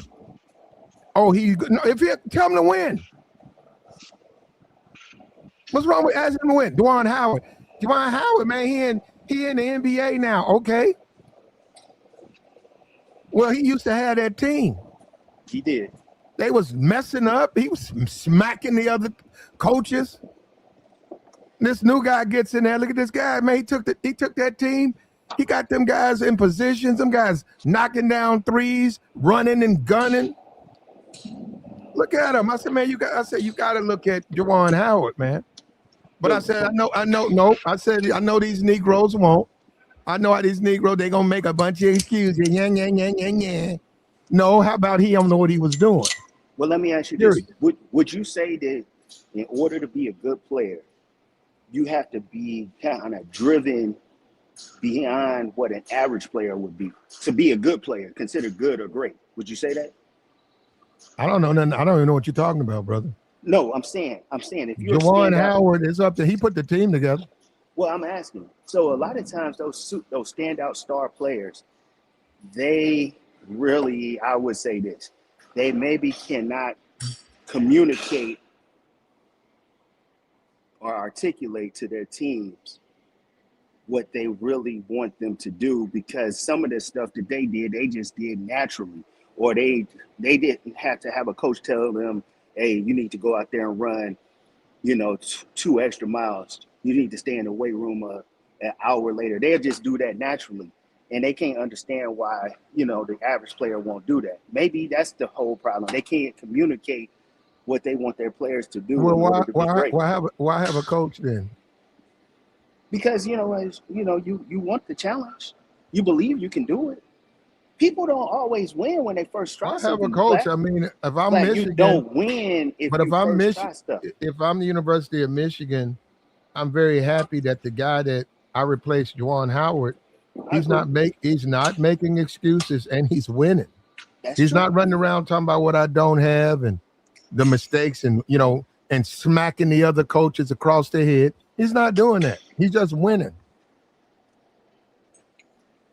And that's how you got to do. You got to win.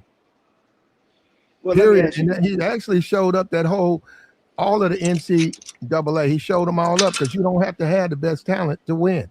You don't have to have these teams with NFL pro type players to win a championship. You can win them with just regular guys.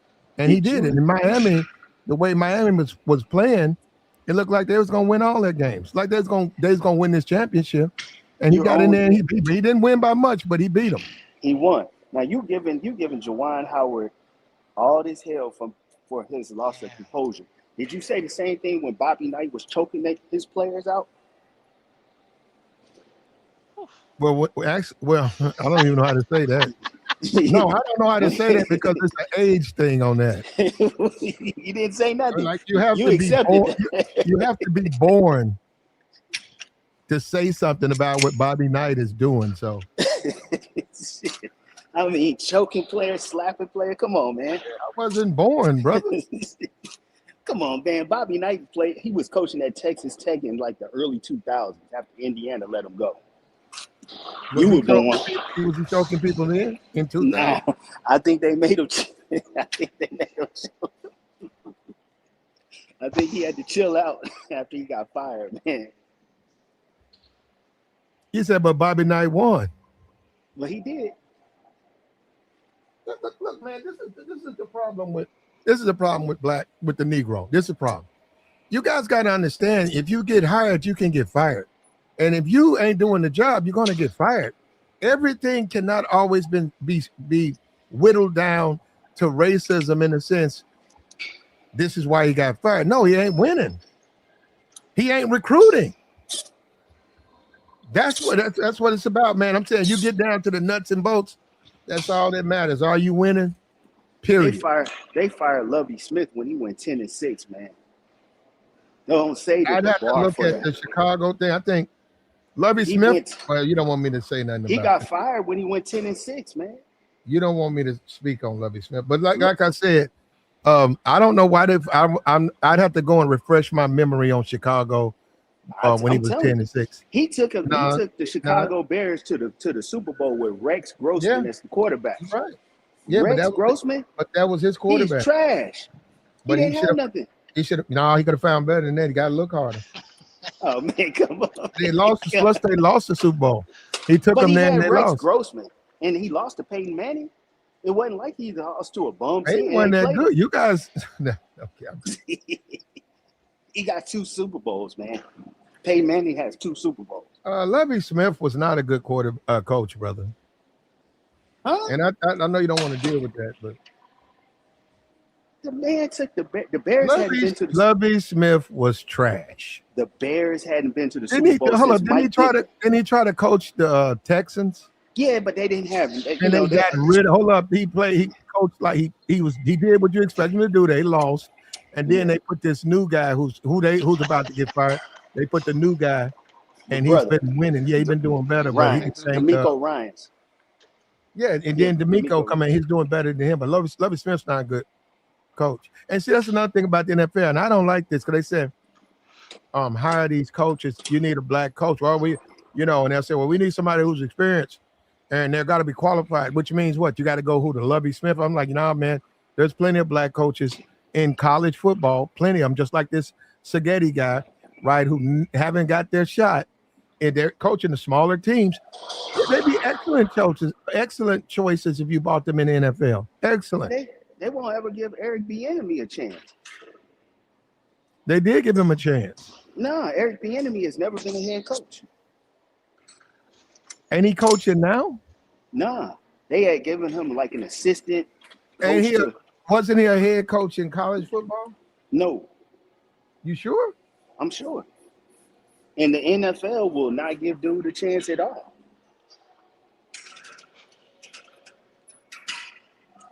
No, I don't know. Well, I mean, what you want me to do? You know what I'm saying? Like some of these guys are good. They just don't get a chance, man. Like, and then look, the coach at Atlanta, what's his name? Raheem Morris. He won his last 5 games. He went 8-9. You're making excuses. But wait a minute. They fired him and they hired Cleveland's old coach, who in 3 years only won like 12 games. How is that possible? Does race not matter? Does state not matter? Well, see, Platt was saying that he said it don't matter. Where is that? Kevin, what's his name? Stefanski got hired by Atlanta, and he replaced Raheem Morris, who had a much better record than him. I hope Atlanta don't win again.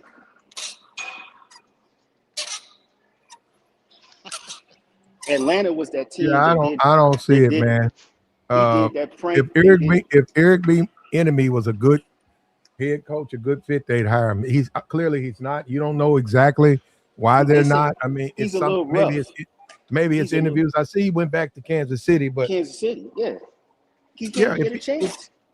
Well, if he was a good coach, he'd get hired. He's the one that made the difference between Kansas City's offense. He helped Kansas City offense. He helped Mahomes them and those running backs. Give the man a chance. They won't do it. Okay, Eric Bieniemy, if he was a good coach, he would be a head coach. He's not. He drifted around the league. Offensive coordinator, got fired here, fired there. Now he's back at Kansas City. He left Kansas City because they let him be an associate head coach with Ron Rivera with the Commanders. And the Commanders, that didn't really work out. Did he take the job? Yeah, because he got then he took the job. He don't take the job. Okay. He went out there and worked with Ron Rivera. You're right. He wasn't a head coach, and Ron Rivera's trash, and he's trash. See, the thing about a lot of this stuff, some of these guys, you can talk about white supremacy and racism, but some of these guys can't coach. And some of these guys are not fit. They're not fit to be coaches. They don't know what they're doing. It's more to being a coach than having the best talent. That's one way to do it. That's the thing about John Calipari. He's a good recruiter. Is he a good coach? He's all right, but he can out recruit whatever conference he in, and then he'll put that good talent against, and he'll win. But he's not winning because he's an X's and O's guy. That's why he was struggling to win those championships. I think he finally got there. Right. And I don't know where he is now, but what I'm saying, he's at Arkansas, and they made it. They did good in the tournament. Arkansas did. Well, John Calipari, he's been making it a long time though. With UMass, Marcus Camby, at Memphis when he had Derrick Rose, they made it to the championship. And then all those teams in Kentucky, and then now in Arkansas, he made a long run at Arkansas. I give him his prize. He can coach. I think he can coach, man. I think he has probably a lot of now. young. I haven't seen him. I haven't seen a game in a while, but probably now he's been around so long. But no, with all of these, it's not just Dion.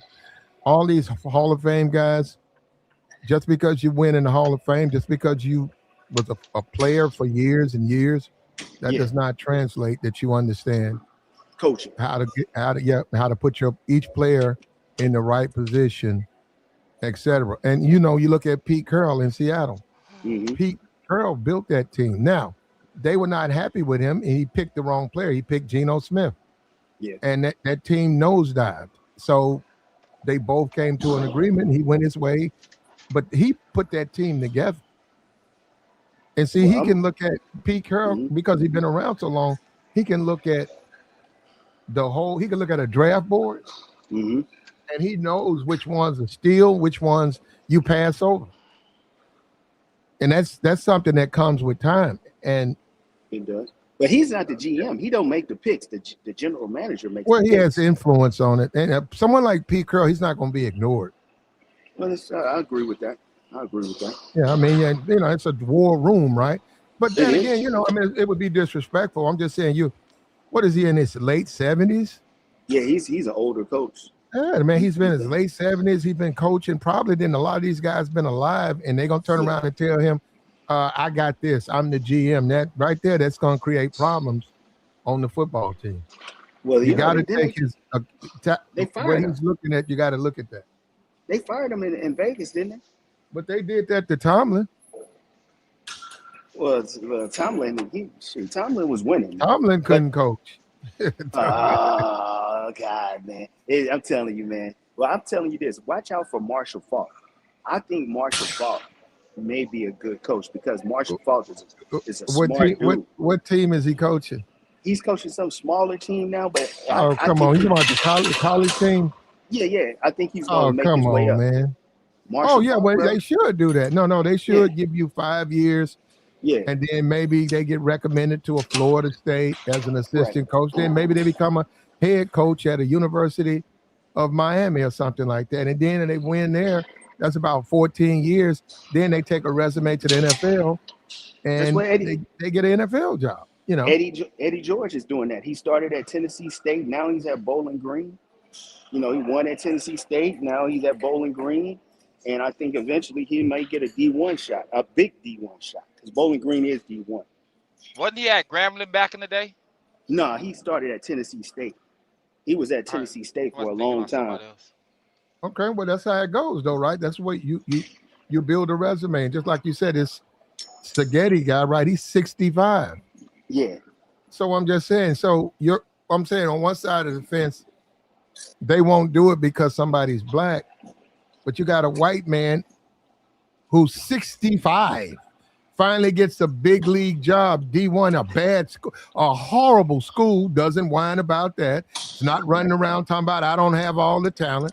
And he takes what he has and he wins, he goes undefeated. True. And the whole time he's talking, they're interviewing him and saying, well, we'll see. They're like, okay, well, you about to play this team. What do you think about Ohio State? He said, we're ready. But come on, you're not going to be able to compete with Ohio State. And he said, well, we'll see. He said, we got to wait till game day. And sure enough, he outcoached them. Well, Ryan Day, I don't think Ryan Day is a good coach. Now, that's somebody I think is overrated. I think Ohio State had much better talent to win more championships than they got. You know who I want to come back into coaching? Urban Meyer. There you go. I knew Yes, it. yes, sir. Because he's a winner. He gonna buy me another house, bro. I hope he come back. Now he wins. That's what I'm talking about. Yeah, he's I don't even have to keep up with the game. All I gotta know. They said where Urban coaching at? He in Florida now. I know who I'm going with. I go to that booth. I said, give me 500 on Florida. I haven't even been keeping up with the season. And they he win. can't coach the pros. The pros don't listen to him, but the kids listen to him. Mm-hmm. Yeah, he was good for that with Tebow and Chris Leak. Yeah, and Alex Smith at Utah. Yeah. And then he went to Ohio State. Zeke and I don't know what happened there. They won the championship. Yeah, why did he leave though? Because I think he got the job at Jacksonville. Okay. That's what happened. And that was a disaster. They was playing with him, talking about he's at a bar, had a girl sitting on his lap. I'm like, what that had to do with him? Oh, he didn't fly back with the team. So, they tried to get him up out of there. So I think Urban Meyer is a good, and that's who if I was Deion, I would secretly be trying, hey, Urban, what you think about this? Call dude, because I think Urban Meyer does have a hand on the pulse. Yeah, he should. I definitely would be calling Urban Meyer. He needs to bring somebody like that, but he's scared to do that because he'll get replaced. Well, I think he don't want to coach. I think he really wants to see his sons. Ain't got no problem with Deion. He got money. Yeah. His girlfriend, he got Carucci. Well, he's late to the dance with her, but, considering he's, okay, he living his best life. Big mansions. Yeah. His kid is now in the NFL. I got no problem, but I'm sorry, man. You can't act. I can't sit up here and say the man can coach, man. He can't coach. Well, look, and I said, why do Negroes want this man to coach? It's sort of like with Jordan. No, it's like with Jordan. Look. No, Negroes did the same thing with Jordan, man. Because I'm looking at him, and they kept talking about Jordan this, Jordan that. I said, yeah, he is a good player. He was almost unstoppable. And I said, but he can't coach, though. And he can't manage. Well, he was a GM. Yeah, he can't be in charge of the general management. He don't know what he's doing. I said, look at his draft. I said, look at this guy. Look at Michael Jordan's draft right now. If he certainly is in charge of it, I'm sure other people's influence. But I said, man, I could draft like him. All he does is I can look at who are the projections. Here go the top 10 teams. Here go the top 10 players who are projected to go in this year's draft. I said, go and look at his draft for the last 3 years. It's always that player. I said, this guy don't take chances. He doesn't. It's like he lets them pick his players. He was trying to be safe. Yeah, he was trying to be safe. That's what I'm saying. You can't be safe. Yeah. Or he was just a face. Man, I don't know what he was doing there. Now, I give him NASCAR, though. You want me to give him credit? He can do it. He can put a 5 NASCAR team together. I mean, if he invests, then he's just showing his face. He ain't really doing no work. True. He winning all. He won it. He won, I think, the Daytona, and then he's won like 3 races. Yeah, 3-peat. Yeah, they've been all well, no, he ain't won 3. He hadn't won the Daytona. I'm saying he's won like 3 races. You don't have to win in Daytona, and Don, you got to go and look it up yourself. You just have to place, and then based on placement, they add it up. Then you get into like their championship. The points. Yeah, and he's won 3 in a row, but you don't have to. Yeah, but more power to him, man. Well, look. Magic wasn't a good coach. No, he wasn't. He wasn't a good coach. But now he's good as far as making money. Yeah, making money and joining and being part of a team. But sitting on that court, that's just not his lane. And see, he was like that. He was like that. He had that violent streak that when things didn't go his way, he would pop, he would swing. And you can't be a coach swinging on people, man. He was throwing players' phones, breaking their phones and stuff. Yeah. Yeah, me and Magic would have had a problem. I don't like having Ron Artest as your coach. I don't think no ownership would ever do that. Ron Artest. Hell no. Meta World Peace. He'll be a good mascot, like Michael Irvin over there whooping on a drum or something. Help sell some tickets. That's all he would be good for. That woman that you say, the South Carolina woman, Dawn Staley, she's she understands X's and O's. If I was an NBA, if I was, because they're doing it now. If I was an NBA team, I'd look at her seriously about bringing her in, just off her ability to coach a team. She understands basketball, placement, and talent. She just does. You can't. A woman cannot coach in the NBA. Man. That's just no. You don't You think gotta so? be. You gotta be able to. But see, that's the thing about her. I'm not sure. Man, you can't come in the locker I'm not room sure how much of a woman. I mean, look, Platt. You know, even them. She don't act. She's not very feminine. Even them though, Platt. Catch them at the right time. They gonna be trying to go. They in that locker room. Lawsuit waiting to happen. That's what I'm saying. They in that locker room. Nah, somebody come out of the shower. No, they can't. That can't happen, man. Yeah, that woman who her Dawn Staley don't like men like that. Okay. That don't mean she won't get them caught up. Man, though. that woman married. That woman been married. That woman ain't thinking about no. If that woman wanted a man, married woman be outside too. They do. I'm gonna say this right here, man. See, that's what I'm saying. It's just foolishness, man. Why would you even say something? Look, at the end of the day, that's any of them. You could be a man. If you do something in the locker room, you're gonna get in trouble. Yeah, they got to be adults. So yeah, but no, I wouldn't not do it because she's a woman and the men on the team they might sleep with each other. I wouldn't do it because of that, because that's the issue. Look at that. Well, why go down that rabbit hole? But what I'm saying is, it's just like I'm a man though, man. I can't. And this is sport. This is battle. This is gladiator. They listen to her. They will listen to her. I'm a gladiator, Platt. I can't listen to no. Well, and you get traded. And you get traded. Man, you gotta be joking. Risking it, man, because right now in the you gotta be workplace, joking.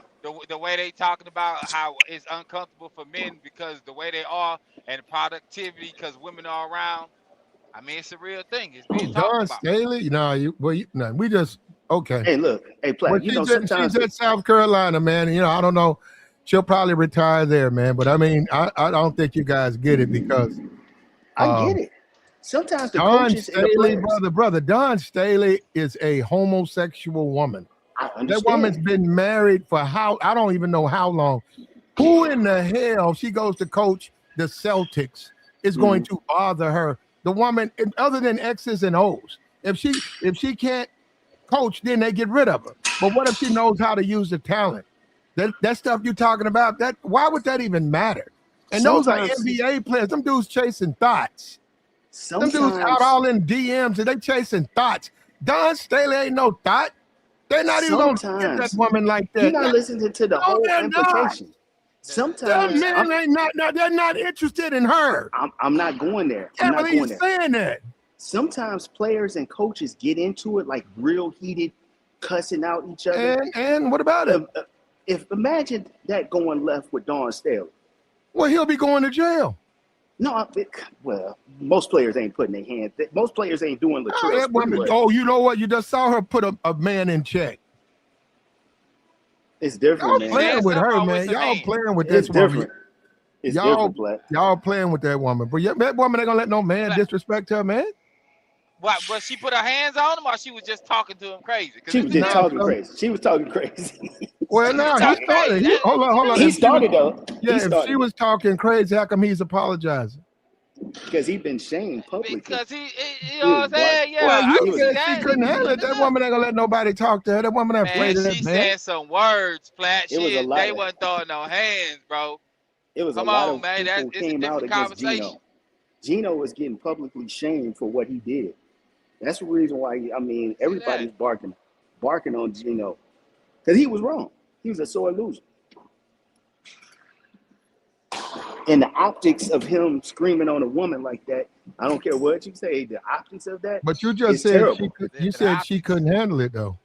But see, again, if an NBA player is screaming on Dawn Staley, even if she's going back and forth with him, the optics of that is going to be terrible. That player is going to be for the NBA. Well, why do it? Because sometimes players lose their cool. Or then he don't need to be in the NBA. Oh man, Nah, that's man.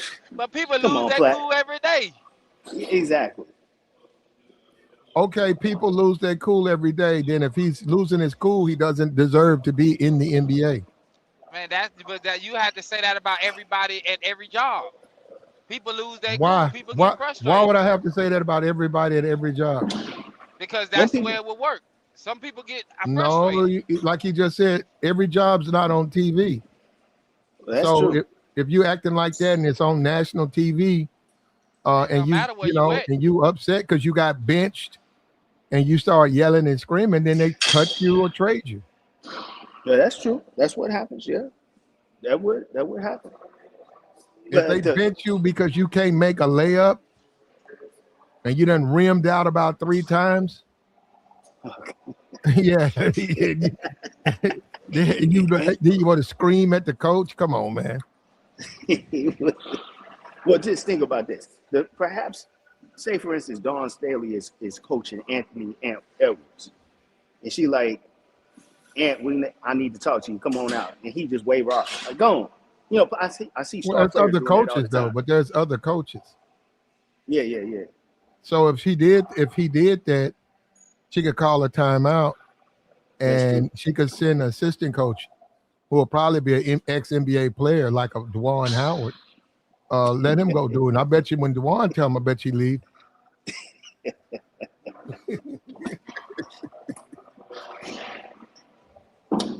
Man, Juwan, y'all gonna quit playing with Juwan Howard, man.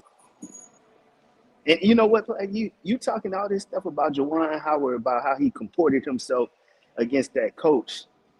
You know, I'm sure he lived with a lot of regret for doing that. But if you give him the chance to do it over again, he's just not gonna take in no disrespect like that. Because you know he's from the hood, Chicago, O Block. That's how they That do man things. didn't disrespect him. He ran up the score on him, man. That's not a college. So play defense. The game was already I do won. not understand that. I The do not. game I have was to over. agree with who used to do that, Steve Spurrier. I have to Yeah. agree with him. He said, "Stop us." They said, "Steve, you keep running up the score on these teams." He Yeah. said, "So?" And they said, "Well, don't you think that's poor sportsmanship?" He said, "No. Why don't they stop us?" He said, "My team is here to win. I'm not gonna ever tell my guys to go half speed. We're here to win football games. And if they don't want to play defense," he said, "What you want us to do?" I tell you who else used to do that. Tom Osborne and Barry Switz. They used to come to Missouri and beat us like 70-0. I'd be like, God. I mean, they was running that. Remember that wishbone offense? They would run that, and them dudes would run each running back would have 250 yards against. Mm. Back in the day, like back in the late 80s, early 90s, man, they used to destroy us. Missouri's football team has come a long way because back then, when I was in school, man, it was trash. I mean, they're Mizzou. They're pretty much the same. No. They winning way more games now, man. Okay, they're winning more, but I'm saying they're pretty much the same. They're just a fair to Midland. We're above that now. Fair to Midland SEC team. Platt. I wouldn't even put them up there with Ole Miss. 2 years ago, not last year, 2 years ago, we went 11-2. Year before that, we went 11-3. Year before that, we went 12-2. What do you mean? I wouldn't even put them up there. When I look at Mizzou, I wouldn't put them up there with Ole Miss. They're a fair to Midland SEC team. I put That would be Vanderbilt. 10. I would put Vanderbilt ahead of Mizzou. Last year was the first time Vanderbilt beat us in about 3 or 4 years. I would put Vandy over. You just being blatantly disrespectful. A mid team would be Tennessee, Vandy. I would say Vandy. They average on most years. Ole Miss is above average. Ole Miss and Mizzou. I would give Ole Miss the edge over Mizzou, but we're right behind Ole Miss. I would say in the SEC, Georgia, Alabama are gonna be the top dogs. Then I would go Ole Miss, and then I would go LSU, Missouri. Over the last 5 years, that's how I would rank. Vandy. Vandy. Vandy under us, bro. You can't even disrespect Vandy. them, man. Vandy. Florida. Well, no, Florida's been Florida. Yeah, Florida. Well, hold up. I put Florida right there with LSU, Florida. Florida's been horrible, man. Texas. We just left Texas. Texas at the top. Well, yeah, Texas now because they're in the SEC. But Florida has been bad. Florida has fallen off since Urban Meyer, man. I'm gonna tell you a team to watch out for next a couple of months from now, which I was sort of on this year. Ole Miss. I mean Texas. This is Eli. This Eli's second year, and Texas is a very strong. So I mean, I'm sure they lost players, but they're going to bring in new talent. Yeah, they're gonna be good. Eli's got a year under his belt. No, man, he's a senior. Texas is going to be. No, I said he started last year. Yeah, he did. He's got a year on his belt, coming in with experience. It's going to be a whole different outcome this year. You think they'll beat Georgia? Do they play them? Yeah, they both in the SEC. Well, no, Georgia's in the SEC East. They're in the West, I believe. Yeah, they may not. I think he'll beat them. I think he'll beat them. I think Eli's going to have a good year. I think Eli's going to go into the pros. He'll be the number one pick. You think he's going to be number one? If Mike Tomlin is smart, if Mike is smart, he'll go wherever Eli's go. He could be sitting back because he's out of football. If I'm Mike Tomlin, I'm looking at that saying, okay, where is he going? And I'm going to apply for that job, whatever team he's going to, because that's going to be at least a good 12, 13-year run. And all you got to do is sit back there, and he got him a quarterback. I thought you said Mike Tomlin can't coach. There you go. He got a good player. He can hide behind him. Man, Mike Tomlin, he's taking teams. The Steelers have gone to the playoffs consistently, and they ain't had a quarterback since Ben Roethlisberger. They stopped going with him for like 2013, 2014. He was trash. Ben was washed up. He was washed. He was washed up in 2014. Yeah. Yeah, he was washed. And I'm coming to see that some players didn't even like Ben.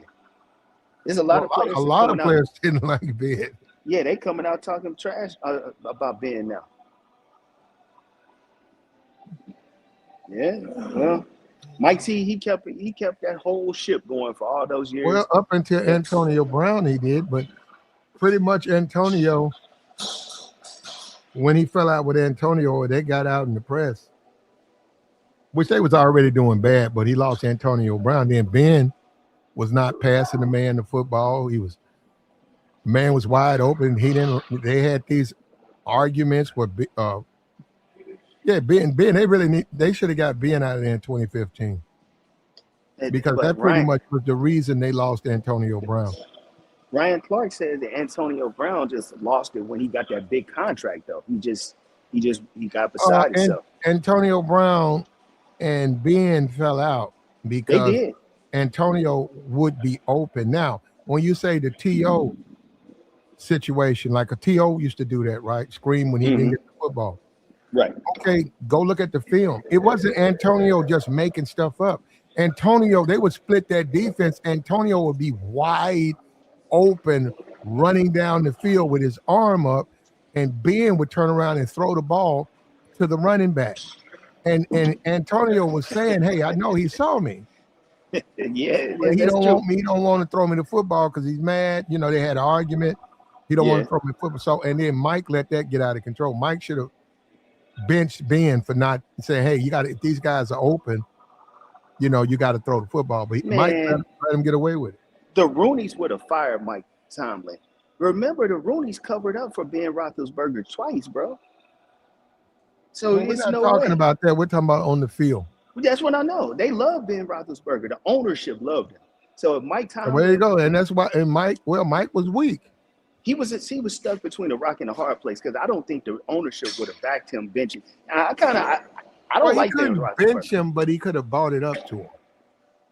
Yeah, I would have said, look, man, the dude is open, man. I mean, come on, what you doing? I agree. I would have did it in front of the team, though. No, where everybody's sitting in there watching film, I'd have pointed we got a second angle. This is another camera just on Antonio. And then the whole team would have saw him break free, busted coverage. He's wide open, and saw Ben throw the ball down to the running back coming out the backfield instead Check of throwing down. the ball to an open man. So, Yeah. and then challenge him to explain that to the team. Why is he doing that? Say, this is the fifth time Antonio's come to me and say, you're not throwing him the football even when he's wide open. Why? Why? But see, they were scared to do it. That's what I'm saying. He wouldn't do that to Ben. And that's why that team fell apart. That was it.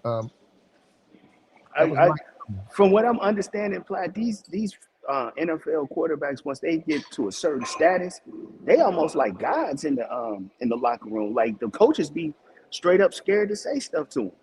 As they should be. Why you say that? Depends on quarterback. Because I heard the same thing. They were saying that about Lamar up there. You know, basically they said Lamar is the reason why you know, the coach got fired. And you know, I've heard that a lot. Only person that I heard used to snap on a veteran quarterback was they said Belichick used to go at Tom Brady to the end. And maybe that's why they were such a good team, because Belichick didn't pull no punches with Brady. But well, but he's supposed to. If he sees him messing up, he's supposed to say something. I agree. I'm just saying that's what I hear. That guy. What's D'Amico Ryan? Yeah, that's his problem. That's a problem with CJ. Boy. With CJ Stroud. No, CJ lost. It's always him. And I'm gonna tell you something. I got to read on him. If he throws an interception, he loses his confidence quick. He's done. Yeah, done. He's gonna start throwing a bunch of them. Because I saw that in that playoff game, he threw that pick. It was all downhill from there. Because that defense played good. That defense played good enough for them to win. Well, you know what I mean, CJ is a good talent. I hate to see him go out like that. I don't know what he needs. He may need a therapist or something, man. I don't know. But the bench. I'd put him on the bench.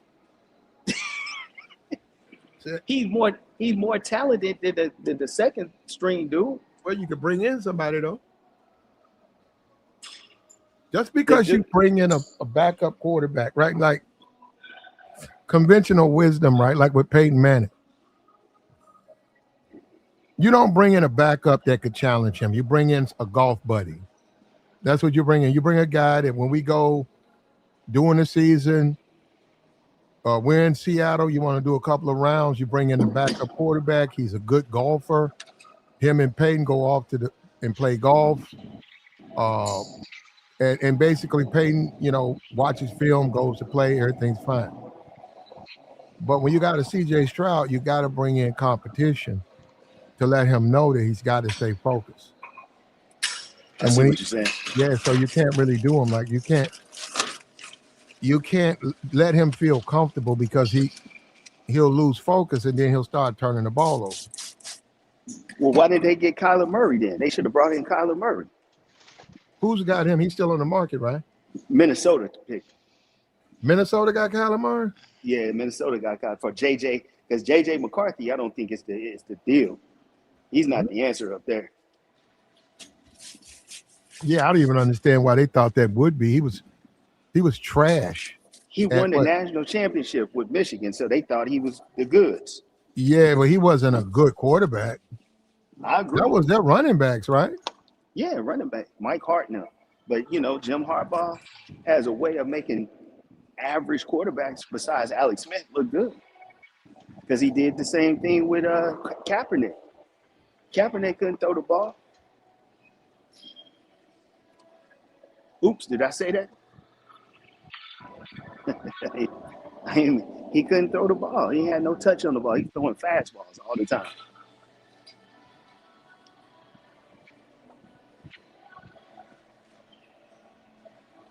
I caught up with Cap when he was in college. In Nevada. Yeah, he was with Nevada, and I saw him. I saw I said, "Who's this long dude? That's the quarterback." and they were playing Boise State.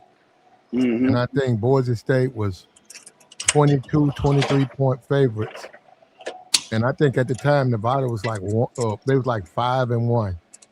And then I saw a bunch of highlights of Nevada, and I kept seeing this dude. He was running. I said, "Who?" I said, This a black dude, right?" And I looked at him. He was a mixed dude or whatever. And I took that Nevada game. I took them 22 points. Man, that man was running his butt off against the Broncos. Man, I don't know if they won. I know I got the money. But every time he would drift out, and then he would take man fast, man. He got a long stride and he's fast, man. And this was him in college, man. I was like, man, what's this Kaepernick dude? Is fast. He got about 4 touchdowns they shouldn't have got, like 3rd and 14, and guys were covered. Boys are a good team. Yeah. And man, he just took off. He just took off. They couldn't tackle him. Yeah, he was a straight up athlete. But as far as throwing the ball, they never developed his throwing motion. Okay. But I will say this. I didn't like the way that they tried to cheat Baltimore when they shut the lights off in the Super Bowl. Yeah, I don't think they cheated anybody. Have you ever seen anything like that in your life? No, I don't think anybody cheated them. I think they just lost. Oh, they gave the 49ers momentum, because Baltimore is old. Them dudes was 37, 38 years old. They had been warmed up, and then they got cold again. And then San Francisco, they came on a huge comeback.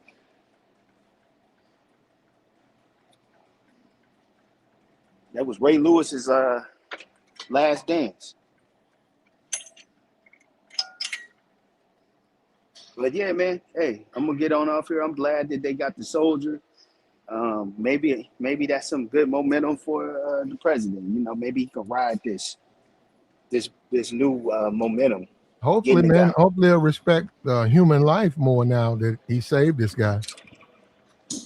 Well, and he just had a profanity-laced tirade about Iran. So, and why is he doing it? If they got no defense, they can do anything they want. Why is he having screaming? Because you know what? He knows if they go into the straight, there's going to be a lot of American service members that's going to die. He knows that he can't survive that at the polls.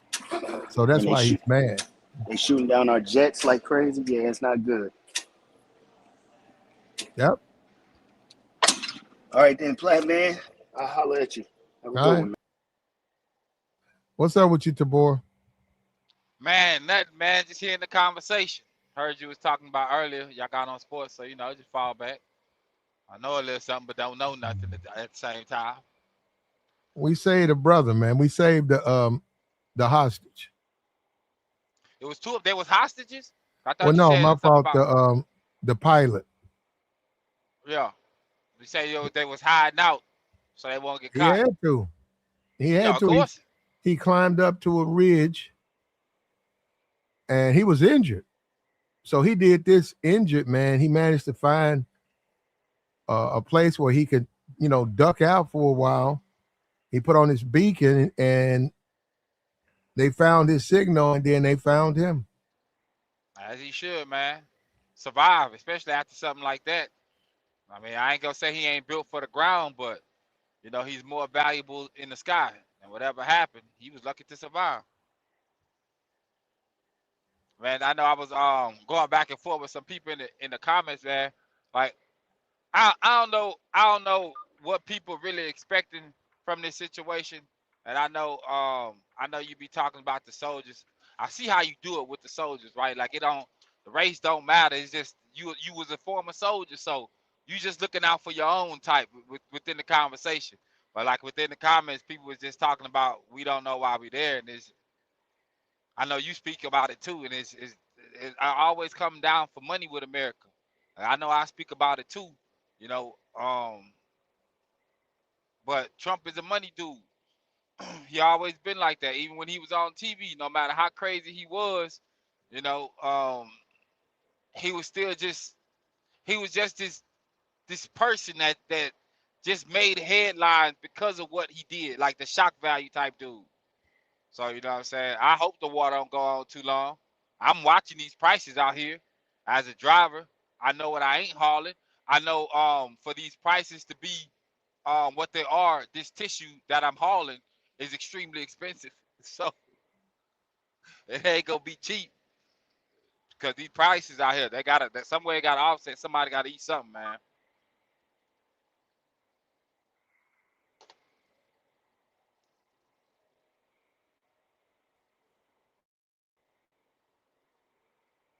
We'll see, man. It's Easter. We're enjoying peace in America, freedom. But across the globe are many service people who are not. They got to answer the call to duty. And they got to be ready, willing, and sober to assume the position of watch. And they got to make sure everything stays okay for us. And that's a sacrifice. That's an Easter they will never share with their family today. This is a tradition they'll never share. This Thanksgiving coming up, they're not going to be home. They're going to be overseas. You think so? Yeah. Or you think we at war for the rest of the year? Um, I don't even know if we can afford it, but we might be. Or we gonna find the money. If America don't do nothing else, they'll find some money. Not for what we want it for personally, but if it benefit them, yeah, they gonna find that money. They're going to debt. I think it was yesterday you was talking about was it yesterday or the 1.5 trillion that they asking for? Or was it this morning? I don't know, cause my sleep schedule been crazy. But you was talking about they needing 1.5 trillion dollars to go to war. Man, that's a lot of bread. And to be asking for it and know you gonna be printing it up, they gonna find that money. Somebody got something to lose, and regardless of what we don't know, somebody still gonna have something to lose, cause they ain't just over there fighting for no for what do you call that, for no award. But I believe. I don't think we gonna be doing too much. I think they gonna stop telling us about the war when they find something bigger. They're gonna stop talking about it, which is war is big, but they gonna try to dumb it down over time. It's hot right now. Oh, let me tell you this. Your stream has two streams. I know. So the stream that have most likely the lowest people, the lowest amount of people in it, that's the Mm, stream where the link always pop up at. Cause I went out and I came got back you. into another one. They So both I don't know what work though, that is. right? Oh, you talking about the viewer or the viewership or the Yeah, they links? both work. No, no, they both work though. That's what I'm saying. If I put it in, Yeah, it's okay, more work on that's the a link with that doesn't show up because you gotta like copy it, then you gotta paste it like in your notes or something, then you recopy the link and then you post it. You know what I'm saying? Opposed to yeah, just yeah. listening on the other one. Well, it works for me. Both sides, either side, it works fine with me.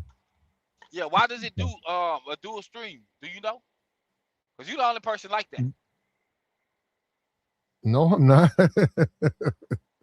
Like if I wake up and I see No, no, your no, what do you no, call it? no, no, no. Yeah, don't worry about it. It's just go to whichever stream you want to hop on. You go to that one. All right, I was just making sure you know. You know what I'm saying? Like I'm rocking with you regardless. Figure I'll bring it to your attention. Cause I know if you knew.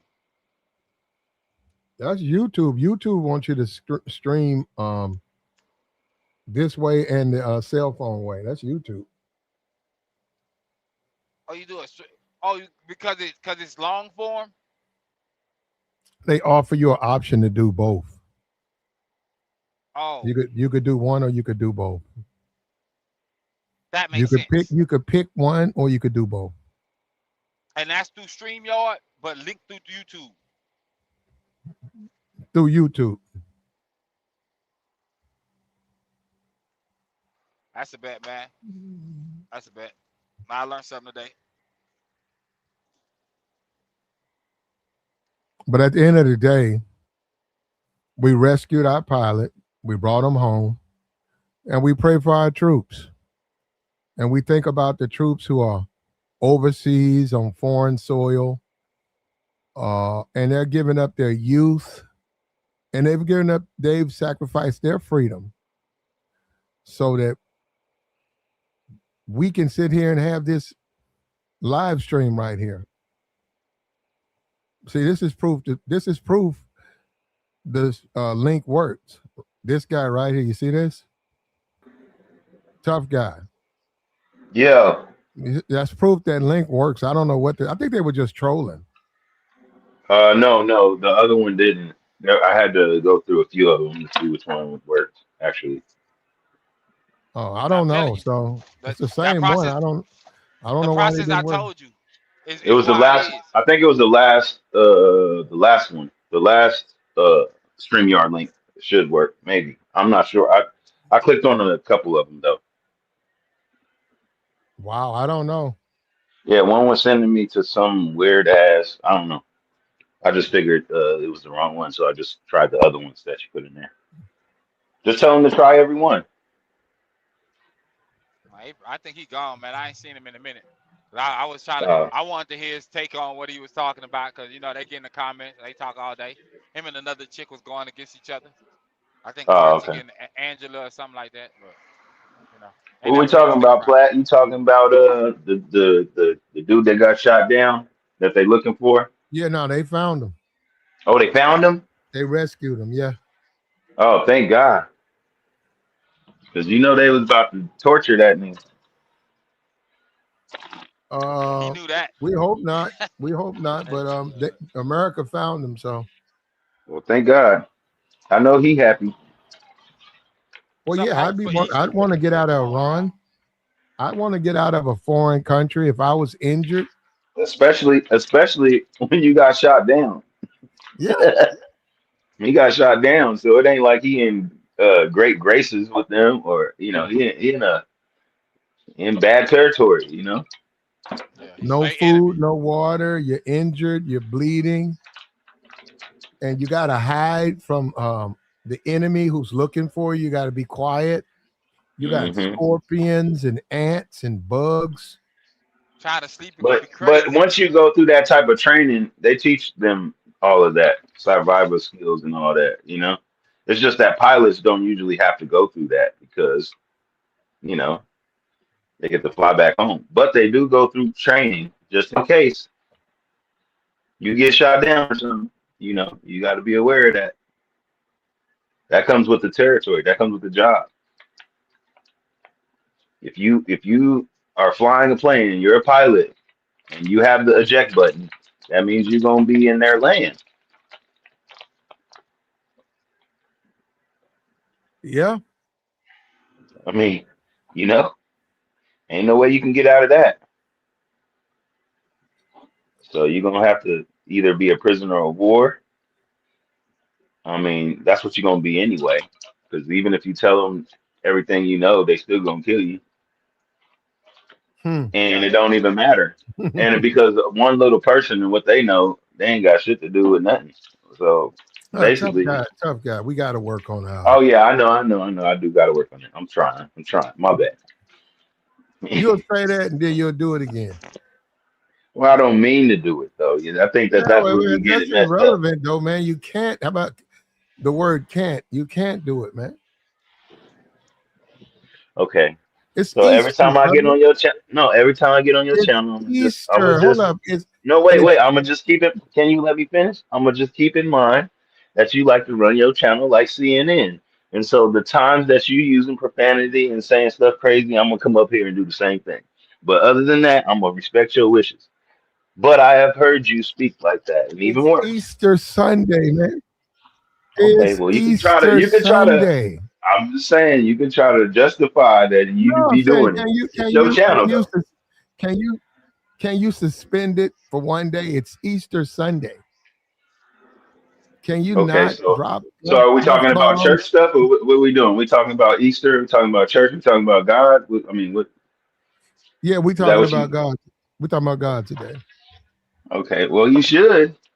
You should dedicate your platform to God today instead of this truth, because you could talk about Him tomorrow. Today is Resurrection Sunday, but this is your channel, man. You Yeah, run it no, how no, you no. want. Help us out with it then. Go ahead. You can have the floor, sir. Today is Resurrection Sunday. Help us out. Guide us on that. Yeah. Well, that means you should be thankful because there's somebody that actually put his life on the line so that you don't have to go to hell. That's the Christian standard. So today is the day we recognize he has risen, meaning he was woke up from the dead, meaning he is not dead, meaning he's still alive. So a lot of people think that Christ died, but he's still alive. Um, yeah. So that's where we're at on Easter Sunday. So thank God for Jesus. Did you go to church today? I didn't. I usually do because I play drums at church. I don't know if you knew that, No. but No. I did not go today. I was not hired today to play, so I didn't go. Okay. hmm But yeah, I usually fill in for my friends and stuff like that because the church that I used to play at, it was smaller and they didn't really have a budget like that. I tried to help him out as long as I could, but he couldn't even afford that, so I moved on. And most of the people in that church was his whole family, so it's not like he was really making no money off of that. He just was, doing that out of the kindness of Spreading his the word, heart, though. and he's a pastor. He was spreading the word, man. He was reaching out. Yeah, I mean, he had a camera on, like, so he would do live streams, but like it was his wife, his kids. He probably had about 4 or 5 members that would come. That's about it, and his family. They had You them know. kids. They got these storefront churches. Well, actually, this was in a fellowship hall of another church. So there's this white church, and they have Mhm. a fellowship hall, and I guess he was just renting out their fellowship hall to have Okay. service. Well, this So is a storefront right by the gas station where you can get blunt wraps yeah, and beer. that's how some of the best churches is right there. Right there next door is a church, a storefront church, and I noticed one thing about all of them. They use those tall kitchen chairs, like you see in your Oh, grandma's house. They have about 15 of them sitting up there, and I'd be like, "Yo, that's some kitchen chairs." in And Some of them church. churches, some of them where the churches be store, tax plays for the real estate. where they come in and Well, they they don't do taxes. That's the whole thing about churches is I know it's a yeah. So tax that's how exempt they. situation for the. hold on, Tabor, we're Go, not. go ahead. That's illegal, and we're not talking about that, Tabor. That's Tabor. Okay, We don't care who engages in criminal activity. Why I not? ain't say it was criminal. It No, I'm is I asking criminal. just Pratt. said Why? it No, don't play. Pratt. If Why not? Why don't we care? I because care. today is Easter, man. We're trying to show our respect, man. And I was saying that sometimes the storefront churches have kitchen chairs, and I ain't never seen that. I ain't never seen that. I've been what to a kind of lot of what churches. kind of chairs do they use in the They use storefront those. churches? They use those little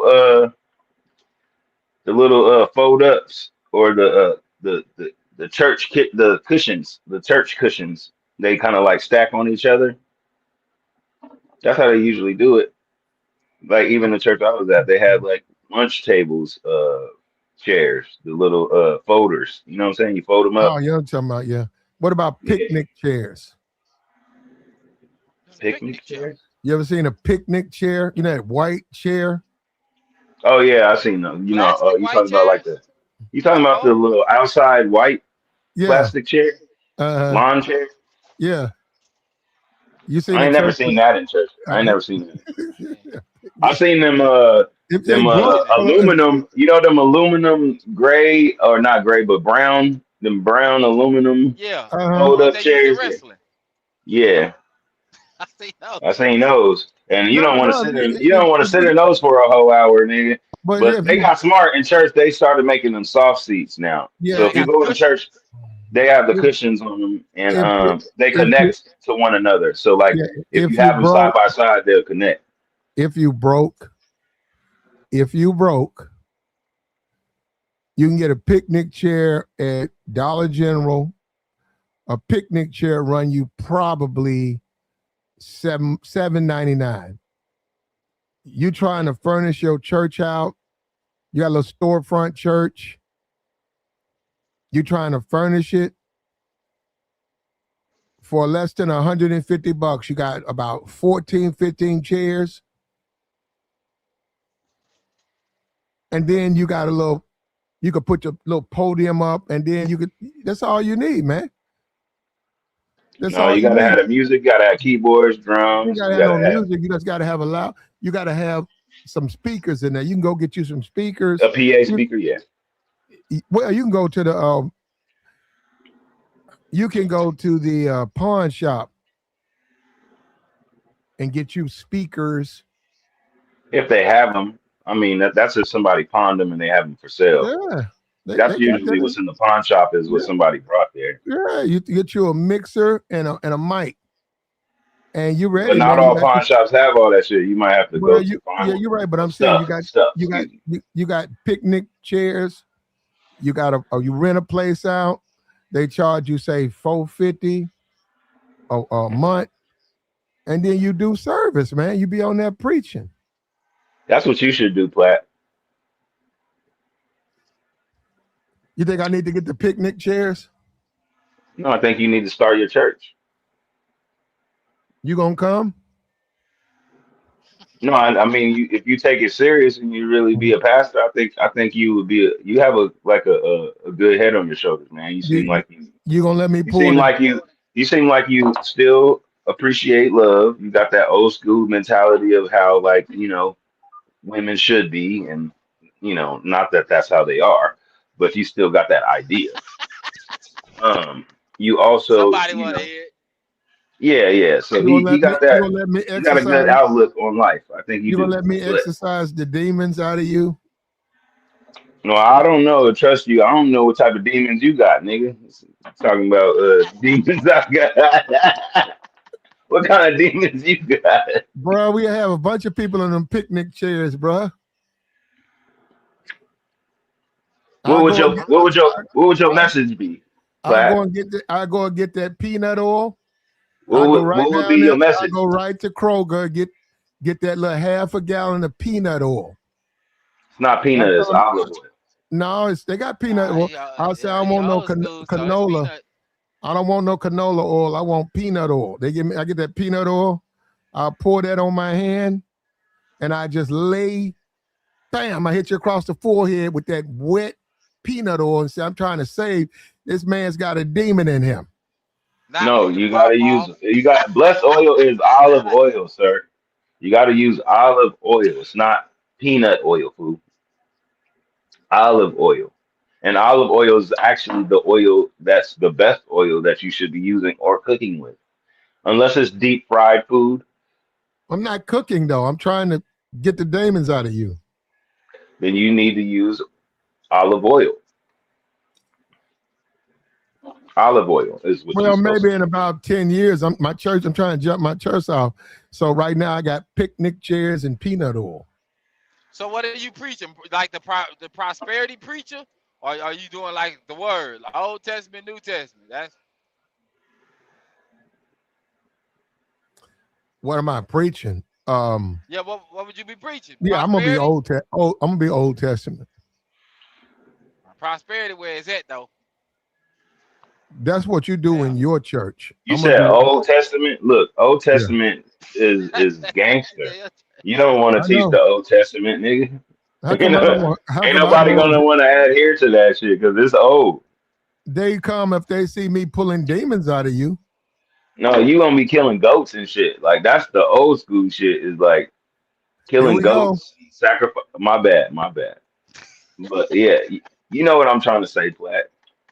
Why you do me like that, man? We get a full church. We'll probably need more picnic chairs if I'm exercising demons out of you with that peanut oil. That's a bit much. I don't like how you saying that. Peanut oil I'm and talking about spirit, man. What people plastic don't know. chairs. Well, if you ain't got no money, man, them you know, if they under 250 pounds, they Me can in the sit in head. there. You're trying to slap me in the head with peanut oil, not even real blessed olive oil. Like this sounds like a cult.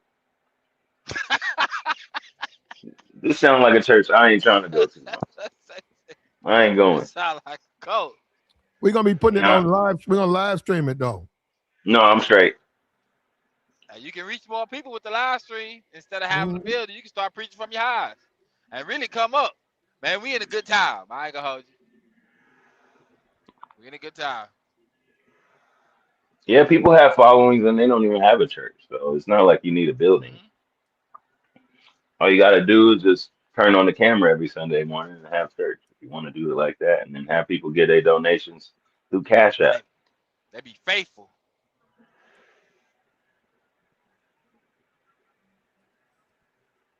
But Man, they that make doing me it. want to do that. That sounds like a good ass little hustle every Sunday. It's a good hustle, bro. If you can really talk to folk and then you can interact with everybody and answer questions and yeah, I can see it. I mean, there's beauty in the online space if you know what you're doing. Right? Know how to make a conversation flow. That's great because you never know your story could help somebody or the way you talk can help somebody. You know, somebody else saying the Rescue. exact same thing you saying, but the way it's your voice, your cadence that makes a Do, difference. do we need right now? It's Easter Sunday. You think we need to tell the people out there who can hear us, they if you know not today's the day to go down there and start over? I'm talking about talk to a pastor, and today's the day. Start it over. What would be your message, Platt? Let's say you have a certain service today. What is on your heart? What would you speak about Well, today? but I'm not a pastor though, so No, I'm asking you a hypothetical question right now. What is on your mind and your heart and your spirit that you would share with the people that would encourage them and would make them want to show up for next Sunday? What I'm would not that a be? I'm not a pastor because you're asking That's me to, not the question, fool. I'm asking you a question. brother. Why you always do that, Platt? I know this is your show, but They why can you do do that? what they want to do, brother. I'm not a pastor. You asking somebody who's No, that's I asked you a hypothetical question. It's a I've just told you I'm hypothetical. not a pastor. You have to talk to a pastor about that. That's how they The look other at it. guy on the panel, That's can not, you tell this Negro what I'm trying to say, please? I mean, He obviously don't get it. I get what you're saying. Well, let me say it like this. I mean, every time you get on, Platt, like you preaching. You preaching about something. You was preaching about the troops earlier. I'm here for it. I mean, I done heard a lot of people speak the way they speak online, and they have join links. It just so happened I've only ever joined your link, and I've only ever donated the way I donated to you. Mm. So Nobody he else. followed you. You his pastor is what he's saying. no, I we'll help mean, you out to boy you. You need you, you, you need for me to go and get that peanut oil. nah, big dog. Hell no. Pause. This nigga crazy, man. Don't Pause. listen to Wait, Platt, man. hold on, Platt be trolling. hold on. He said You be pause. trolling, Platt. I Wait. see what you be Hold on. doing. You be I could trolling. go. Hold up. I could go to Yeah, he be Kroger. trolling. They got He does. vegetable. Hold up. They got vegetable canola, peanut oil, and have you anybody who's familiar with church know they lay hands. Hmm. They put their hands on the forehead of the followers. I have no idea how people are some kind of way interpreting that any kind of way other than. But see, then you got a lot of people who've never been to church. They don't understand church. When you lay hands on somebody, you anoint that person. You get the demons out of them. You put you put oil on their foreheads. I got so much to say, but I And that can't say is it. so messed up that every That's like a conversation, ritual. That sounds like a yeah, ritual, honestly. It's a That's ritual. black people's ritual. It's a ritual. the anointed one. Yeah. If you're anointed, you're anointed. I don't think you need to be anointed with oil. Nah, ain't nobody gonna have to put hand. You know what? When you're anointed is when other people will say it to you randomly and you don't even know who they Exactly. are, Like you got and something they walk special up on on you. you. Yeah. They walk up on you and they gonna say something, and it's just like I'm talking about. Stop you in your tracks. Like God told me to tell you, and they don't look weird. They ain't coming at you out of place. Like they just a regular person, and they say something that could have been inspirational for you that day. So that's what I think. Cause I don't believe that.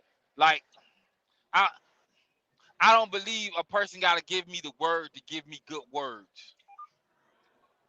What's genuine is genuine. You ain't gonna have to over try. Right here, we got a Just guy go. in the chat box. He says, if you're looking for some type of salvation today, you're trying to find direction, go to Jones Chapel African Methodist Episcopal Church, Clay County, Mississippi, 1853. Now I don't know if that zip code, brother, you're a little short. But then again, That's I ain't in crazy. Mississippi. Yeah, you got 4 digits. That's crazy because I'm passing through Mississippi going into Memphis. You ought to That'd go be on wild. into boy. You ought to go on down in the Man, I'm African. I'm 30 miles from Memphis. This is what I was telling you the other day. It'd be wild how I get on here and then somebody will say something and I'm in that state. Like it's like all the states they could have Oh, you said, truck all driving, things they huh? could talk about. Yeah. They hit the state I'm in. Like I'm legitimately on 22 going to Memphis. Wow, man. I just You wanted to get say paid that. pretty well then, man. It's decent. Hmm. That's a blessing, man. Thank you for your service because we need you, bro. Yeah, appreciate it. I was blessed, bro. When I was going through something in my life, it was a dude, an organization that paid for my CDL outright. Oh, HCCU that's Christian awesome. School. Nice. Saved my life. I ain't gonna hold you. Yeah, man. Now look at you, entrepreneur. You doing this shit on your own. You ain't got no boss. I mean, you do, but everybody got somebody they gotta. Yeah, But but ain't that yeah, you right. I got a boss, but I don't because I can pull over right now, go to sleep, and nobody go bother me. right, I ain't gonna hold you. I love it. and that's the best way to be. Especially as a black man, because they will definitely try to pull the rug from under your feet. Oh You yeah, know. and they be out here with attitudes, but I I know I believe don't it, have but to. yeah, you got a business to run, so you're not like really worried about what they talking about as long as they paying. There it As is. long as I bring this load here and do this paperwork, that's all Yeah. really you got to worry about. Yeah, you can argue with yourself in the mirror later on, big dog. There I'm you just coming go. down the road. Yeah, exactly. Yeah, yeah. Yeah. Trucking taught me a But then lot of when patience, they, man. Even with th- people, it's taught me a lot we of get on patience. this YouTube stuff That's and customer service. That's why. we get on this YouTube stuff and it sounds funny or it sounds good. But if I start referring myself as an apostle, platinum the You got to apostle, be start, but you got to start speaking the word if you're gonna do that. That's the whole thing. nobody's going Like to buy into that your platinum. beginning on your end of your stream, you got to like say a They're not going to prayer, refer to me a as an Bible verse. apostle. As an apostle, I mean, people If platinum. you change get who the they are every credentials, day, if you get the credentials, they would have to. but you don't have to get credentials nowadays. Dr. Dre ain't a doctor, but he out here making beats. That's what's I'm just that's what's saying. the crazy thing is. I'll say this because there will be individuals that have the credentials and they're not good at their job, and then there will be an individual that doesn't have the credentials and they take it very serious and they diligently work and they diligently learn and they do it on their own. And Cause when it's in you, bro. yeah, you're right. That's the whole Yeah, thing, well, But you got to be able to trust an individual like that doesn't have the credentials because it might be an individual that has the credentials. You trust them and they fuck you over. Oh, excuse me. Sorry, Pratt. Sorry, Platt. Uh, they mess you over. You see, Platt. I don't be trying. It just it's a natural thing. My bad. well, But that's not. yeah, We're just joking up here. That's not going to happen. I'm not a minister or a pastor. I'm certainly not an apostle, but you do need to go find it. I'll tell if you out there, man, and you never know how this stuff can get to you. If somebody out there, maybe this is your time, man. You need to go to where you think you're comfortable, and get on your knees, man, and maybe that pastor can give you what you've been missing. I'm talking about from a spiritual standpoint. Maybe they can save you. And this is another Easter. Getting drunk, did that already. So what you gonna do now? We come to a Mm. crossroads. You look at that pilot. But can you tell me, Platt, what would your message be to the people? Like, what would you try to encourage people about in this day and time today? What would your message be? Let's say today was your church service. You coming on right now. You're on live stream. What is it about? What are you encouraging people? What is your message? That's what I'm asking you. Get in the book. Your message would be get in the book, Get in the book. Follow the word.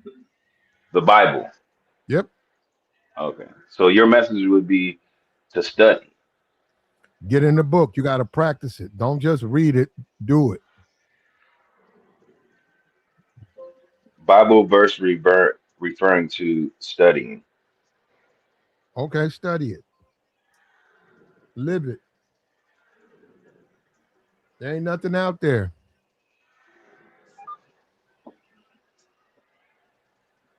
I hope it There ain't work So in out for nothing. that Timothy, person. so in Timothy 2:15 it says, "Study to show thyself approved unto God, a workman that needeth not to be ashamed, rightly dividing word of truth." What does that mean? I don't know.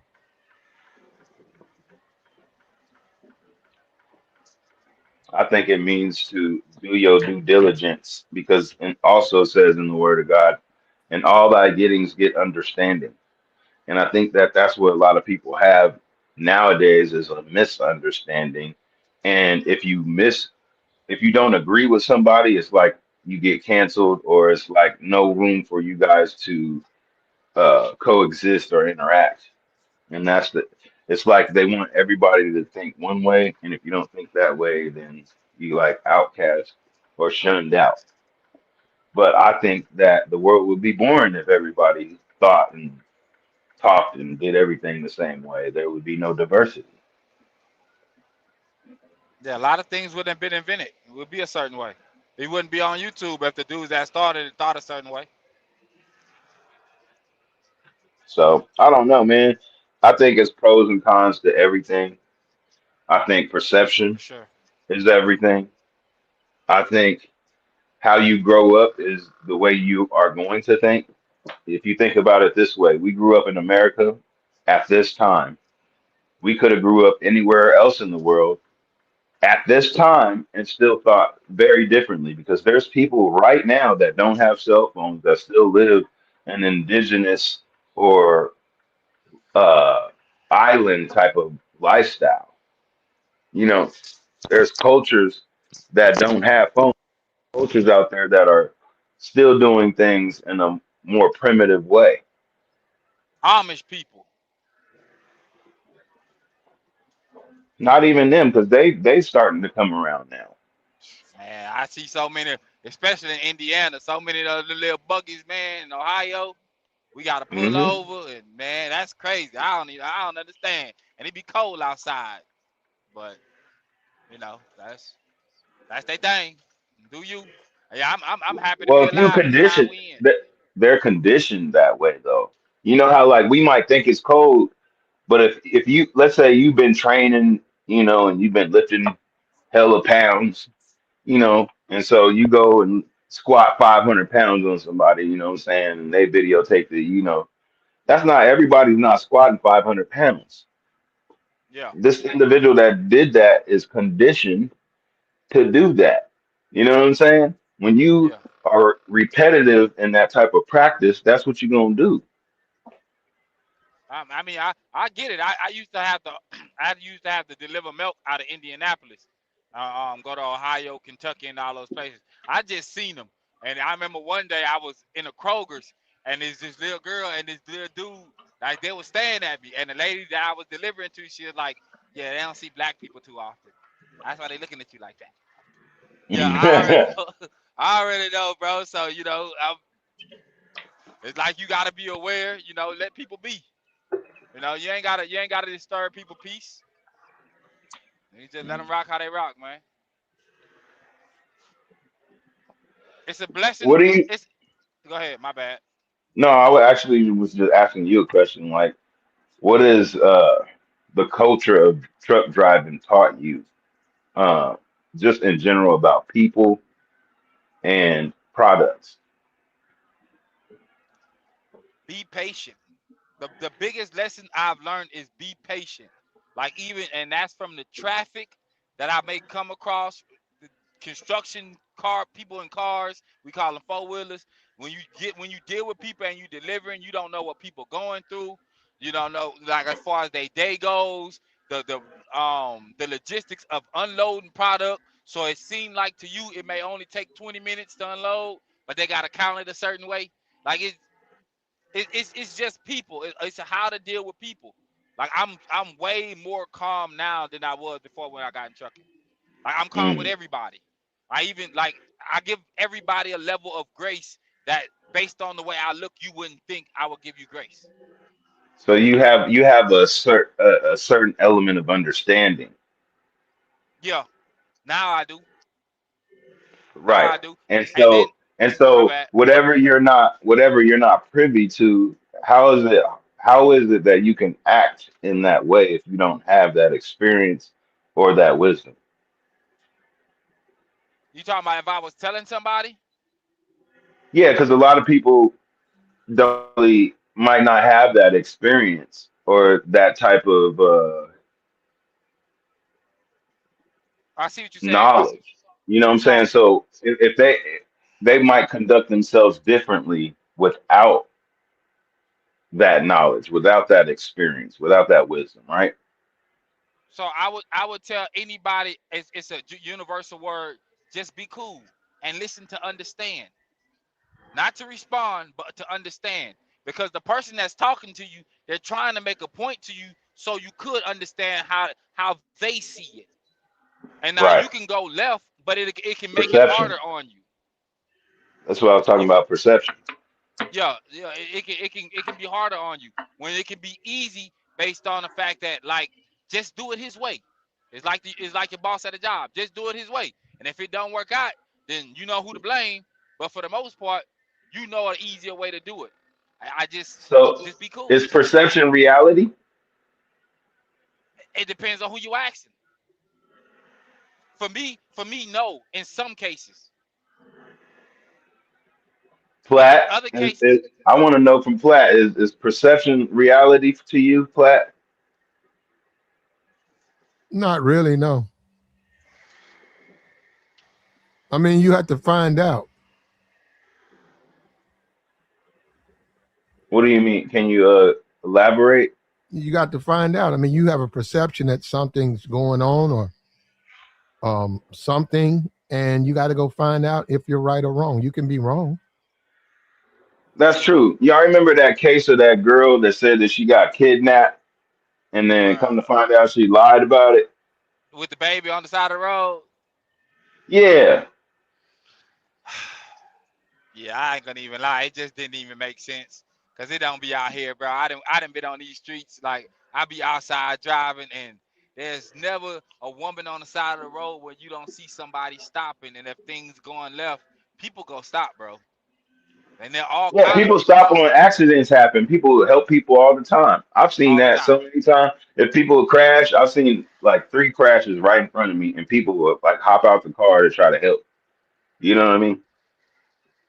I was in Maryland, and I was driving, and it's like a two-way. It's a two-way, but two-lane streets on either side. And as I'm going, a car hop out, and I'm in Maryland, and I had two choices: either I swerve left and would have took out a line of school buses, or I swerve right and put the whole truck in the ditch and flip my truck. And this is like the first year I drove.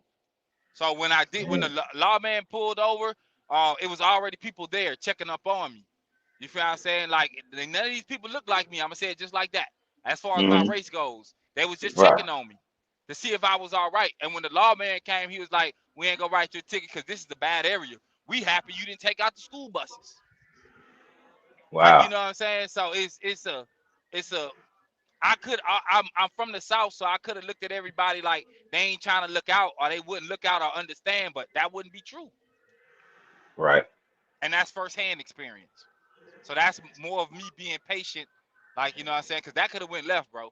It could have went left I too got a well. question for y'all because y'all black, and I would like to know this question, and I need y'all to be honest. Now, in life, have you noticed more black people helping you or white people helping you People that don't as look a like me black man? As a black man, as a black man. Platt too. Do you see more white people helping you, Platt, or more black people helping you in your lifetime, personally? I'm in a mostly black community, so it's black people. Okay, and you know what? I can kind of agree with that because you where you are, it might be regional. But if you're around white people and you have good work ethic, or you can bring some type of value to the table, they usually will take care of you, bro. Black people, that's not always true. They're envious, jealous, you know, and they will hold each other back. I had tried to actually get all my cousins. So we're 40 now. So I'm 40 now, and most of my cousins are around my age, a little bit older, a little bit younger, right? And when I had called them probably about 5 years ago, and I had them on the phone, it was at least a good. It was like three of them. It was like my main cousins that I wanted to speak to, and they're all in the room, and I'm over the phone in California, and I'm like, "Yo, we need to get together and build a business of some sort, put an LLC together, all of us cousins, and do something together, right?" And I was just kind of like pitching this to them, like, it'd be dope if we kind of ran it like we all got to pay dues every month, and we all got to do round tables, and we all, and one of my cousins, he got a landscaping business. Brian, this nigga say, "Oh well, I got a business. I got this. I'm doing this. I'm doing that." I said, "Nigga, I ain't talking about you." That was my point. It's just like, why can't we come together and do something? Like, what is it about that? Like, why do we as black people feel that that's necessary to be like, I'm doing this, I'm doing that, instead of knowing how to work with the other people in your family? Because most people realize that the people around them wasn't conducive to their growth, and they had to go get it on their own. And it ain't even about looking down, it's about a level of understanding. Like the same way like you came and you was talking about the business side, he realized he had to go get it on his own. And he probably spoke to all y'all about the business. Well, maybe not you personally, but he probably Right. spoke to other family members about the business, but they wasn't rocking with that because it was him who was saying it. But once he got the LLC, got his paperwork together, started hiring his people, that's when people was like, "Oh, he doing good for himself." I mean, you gotta keep in mind that there was conversation had on the back end on about him that wasn't good, especially depending on how he was as a kid or a teenager. They'll hold that Yeah, that's against you. true. Yeah, because they do that to me. And I'm out here in California, so like I'm from Kansas, right? So when I go back to Kansas, living in California, there's a mentality like, oh, you live in California. I don't know how to explain it, but I got a I know cousin what it that I was is. real. I got a cousin I was real tight with, right? And he's still doing the same stuff, Platt, that he was doing 20 years ago, right? And every time I come back, it's like he got some type of energy towards me Yeah, and animosity. confusion. But it's not my fault though.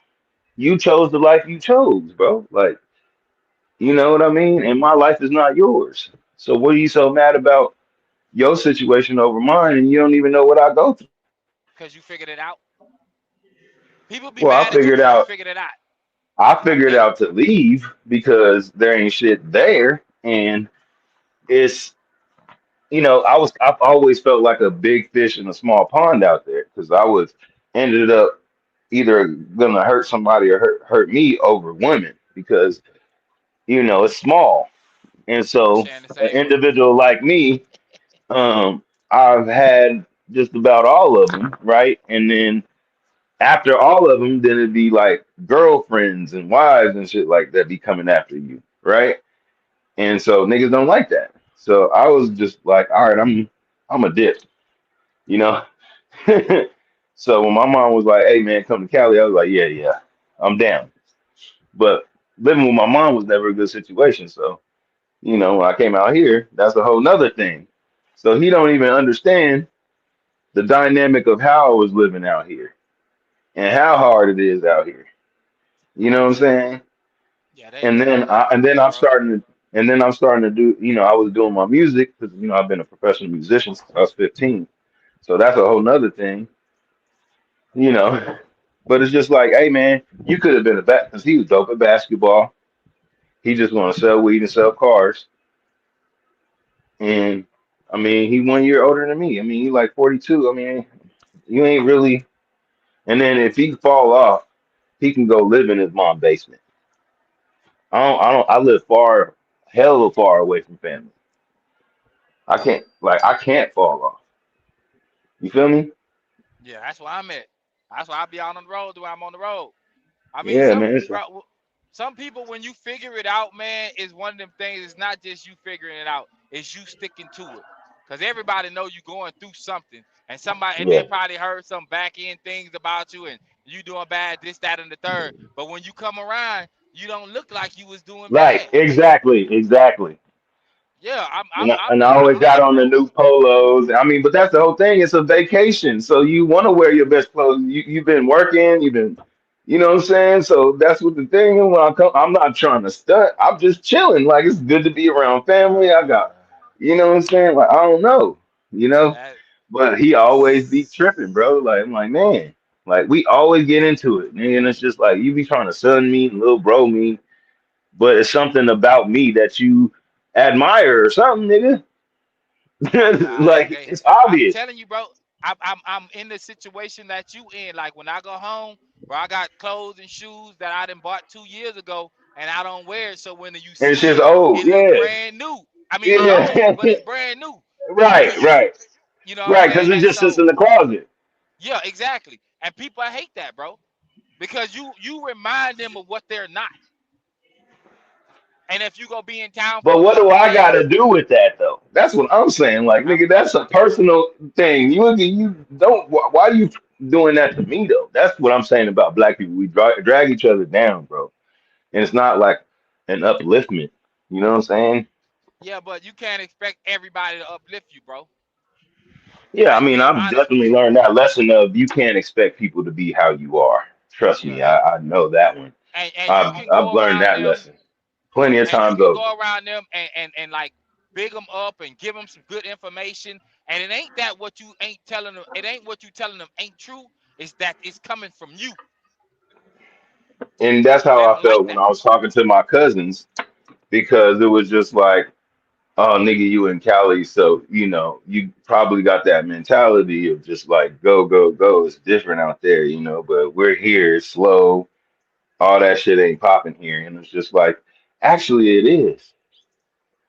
But they ain't looking. There's businesses out there, bro. What are you talking about? There's cleaning businesses, there's restaurants, there's hella shit out there.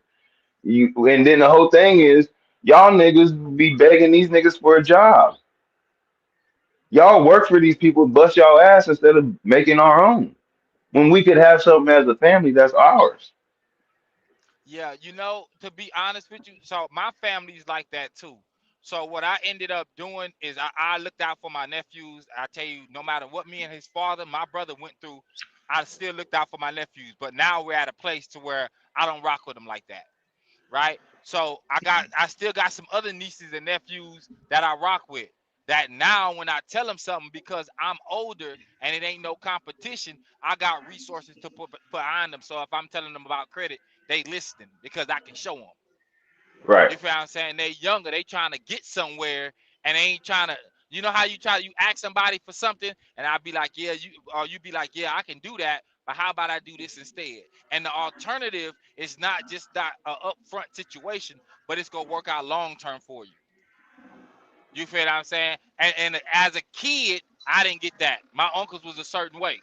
So I mean, you doing what you trying to do with your people your age. I'm telling you, you got a little nephew down there, or you got a little niece that's probably looking for some type of guidance.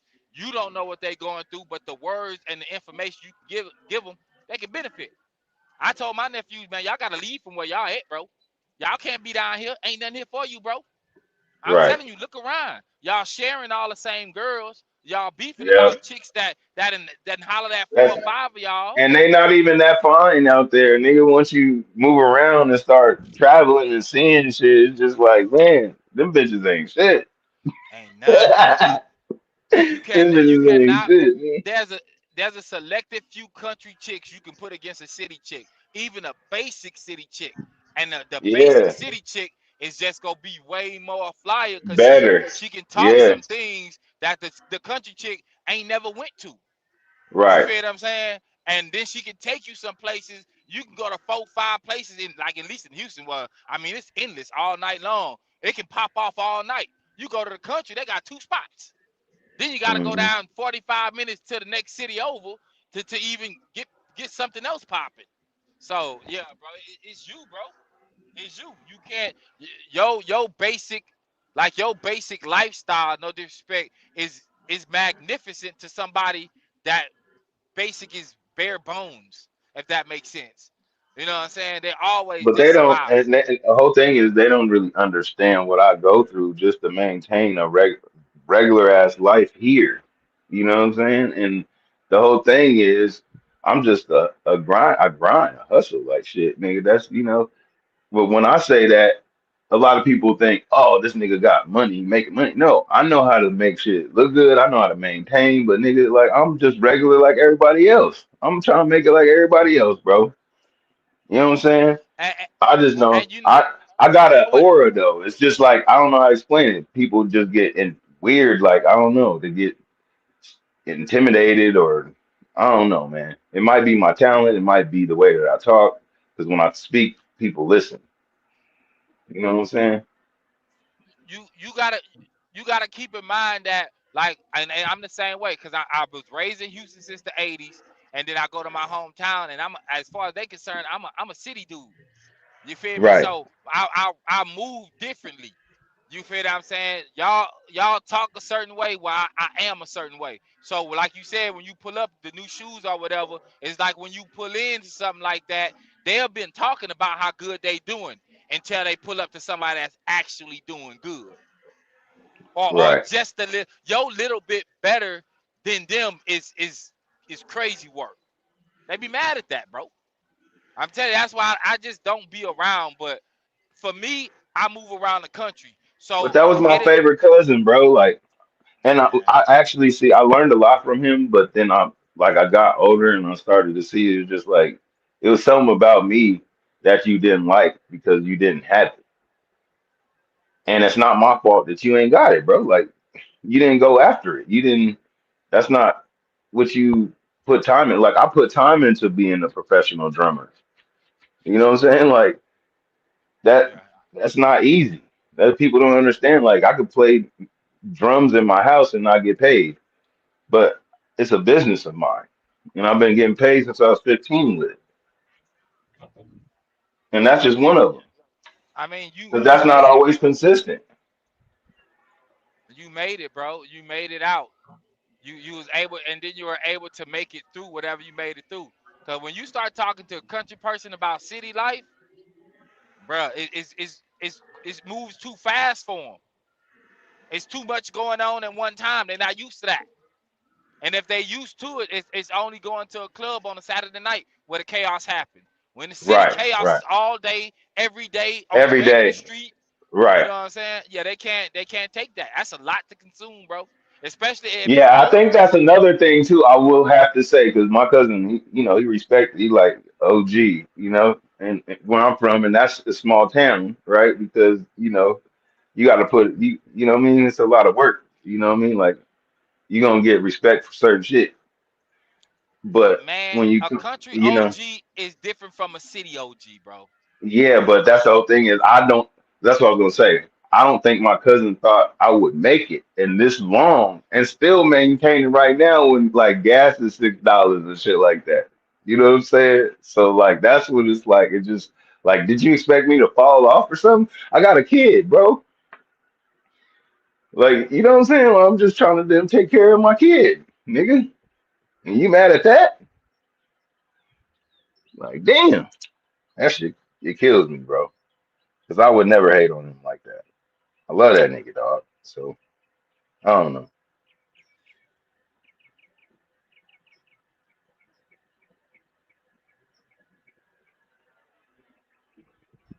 That's what we all try to do is just maintain. Where Platt go? I'm right here, bro. Oh, okay. I'm listening. Well, you listening, huh? I heard you, man. Well, what we gonna do, man, is I want to know what you think about that, Platt. Because sounded good to me. It was not laced with profanity. It's Easter. We're trying to reach out to some people, man. We got our pilot home. That's a good thing. But pray for the troops, man. Right now, somebody's over there. It's Dusty. It's Sandy. Someone's over there in Adak, Alaska. Somebody's all over. Pray did you for talk about the moon land, or not the moon landing, but the exploration to the moon yet? No, we're gonna talk about the moon landing tomorrow. Yeah. Do you? I'll just say this: do you think that the actual moon landing was real? Yes or no?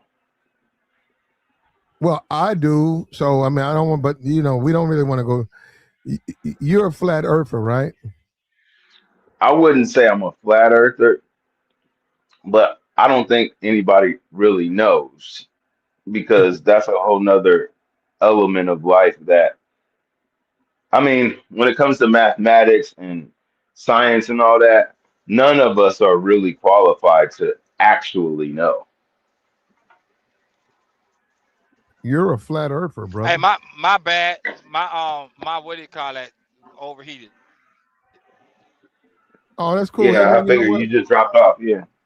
Yeah, what we're gonna have to do now is we got to shut it down anyhow. We Yeah. got some stuff we're doing as far as appreciation. This Easter stuff in a couple of hours. I'm gonna come back. That's a bet, player. We appreciate everybody, man. Appreciate you bringing Take back this home. moment out.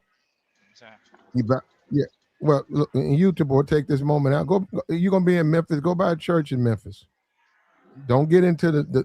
Don't go be running behind them. What they call that stuff? Move. Don't go behind that little dirty. What's that place? That truck stop. More. What's the name of that? I don't know what you talking about, big dog. You know that truck stop that they got. What they call it? Lucky's. Oh, Is that it? Lucky's? Loves on Lamar. Yeah. Don't. Yeah. Leave them Yeah, I'm women on my way alone, there boy. You right gonna get this. now, bro. I ain't gonna hold Don't you. do it. Don't do it. Don't. Nah, bro. Tabor, you're gonna get the bump. I just gotta go get me some ice, something to No, drink. you're gonna get a bump. You're gonna get a bump that you can't get rid of. They be You better outside leave them. too. I got you. Yeah, you better leave them girls alone. It's Easter. Everybody needs some love, Platt. Everybody need love, bro. But we out of here though, man. Like, share, support. All right, Hit player. the Cash App. Hit the Super Chat. Subscribe to the channel. We'll be back later on. Enjoy your Easter Sunday given to us by our troops. If it wasn't for them, we wouldn't be having it, man. So if you want to just do what you want to do, man, and enjoy this moment, man. Oh yeah, and we'll be back later on, Tabor. And Bet. tough guy. And for you, tough guy.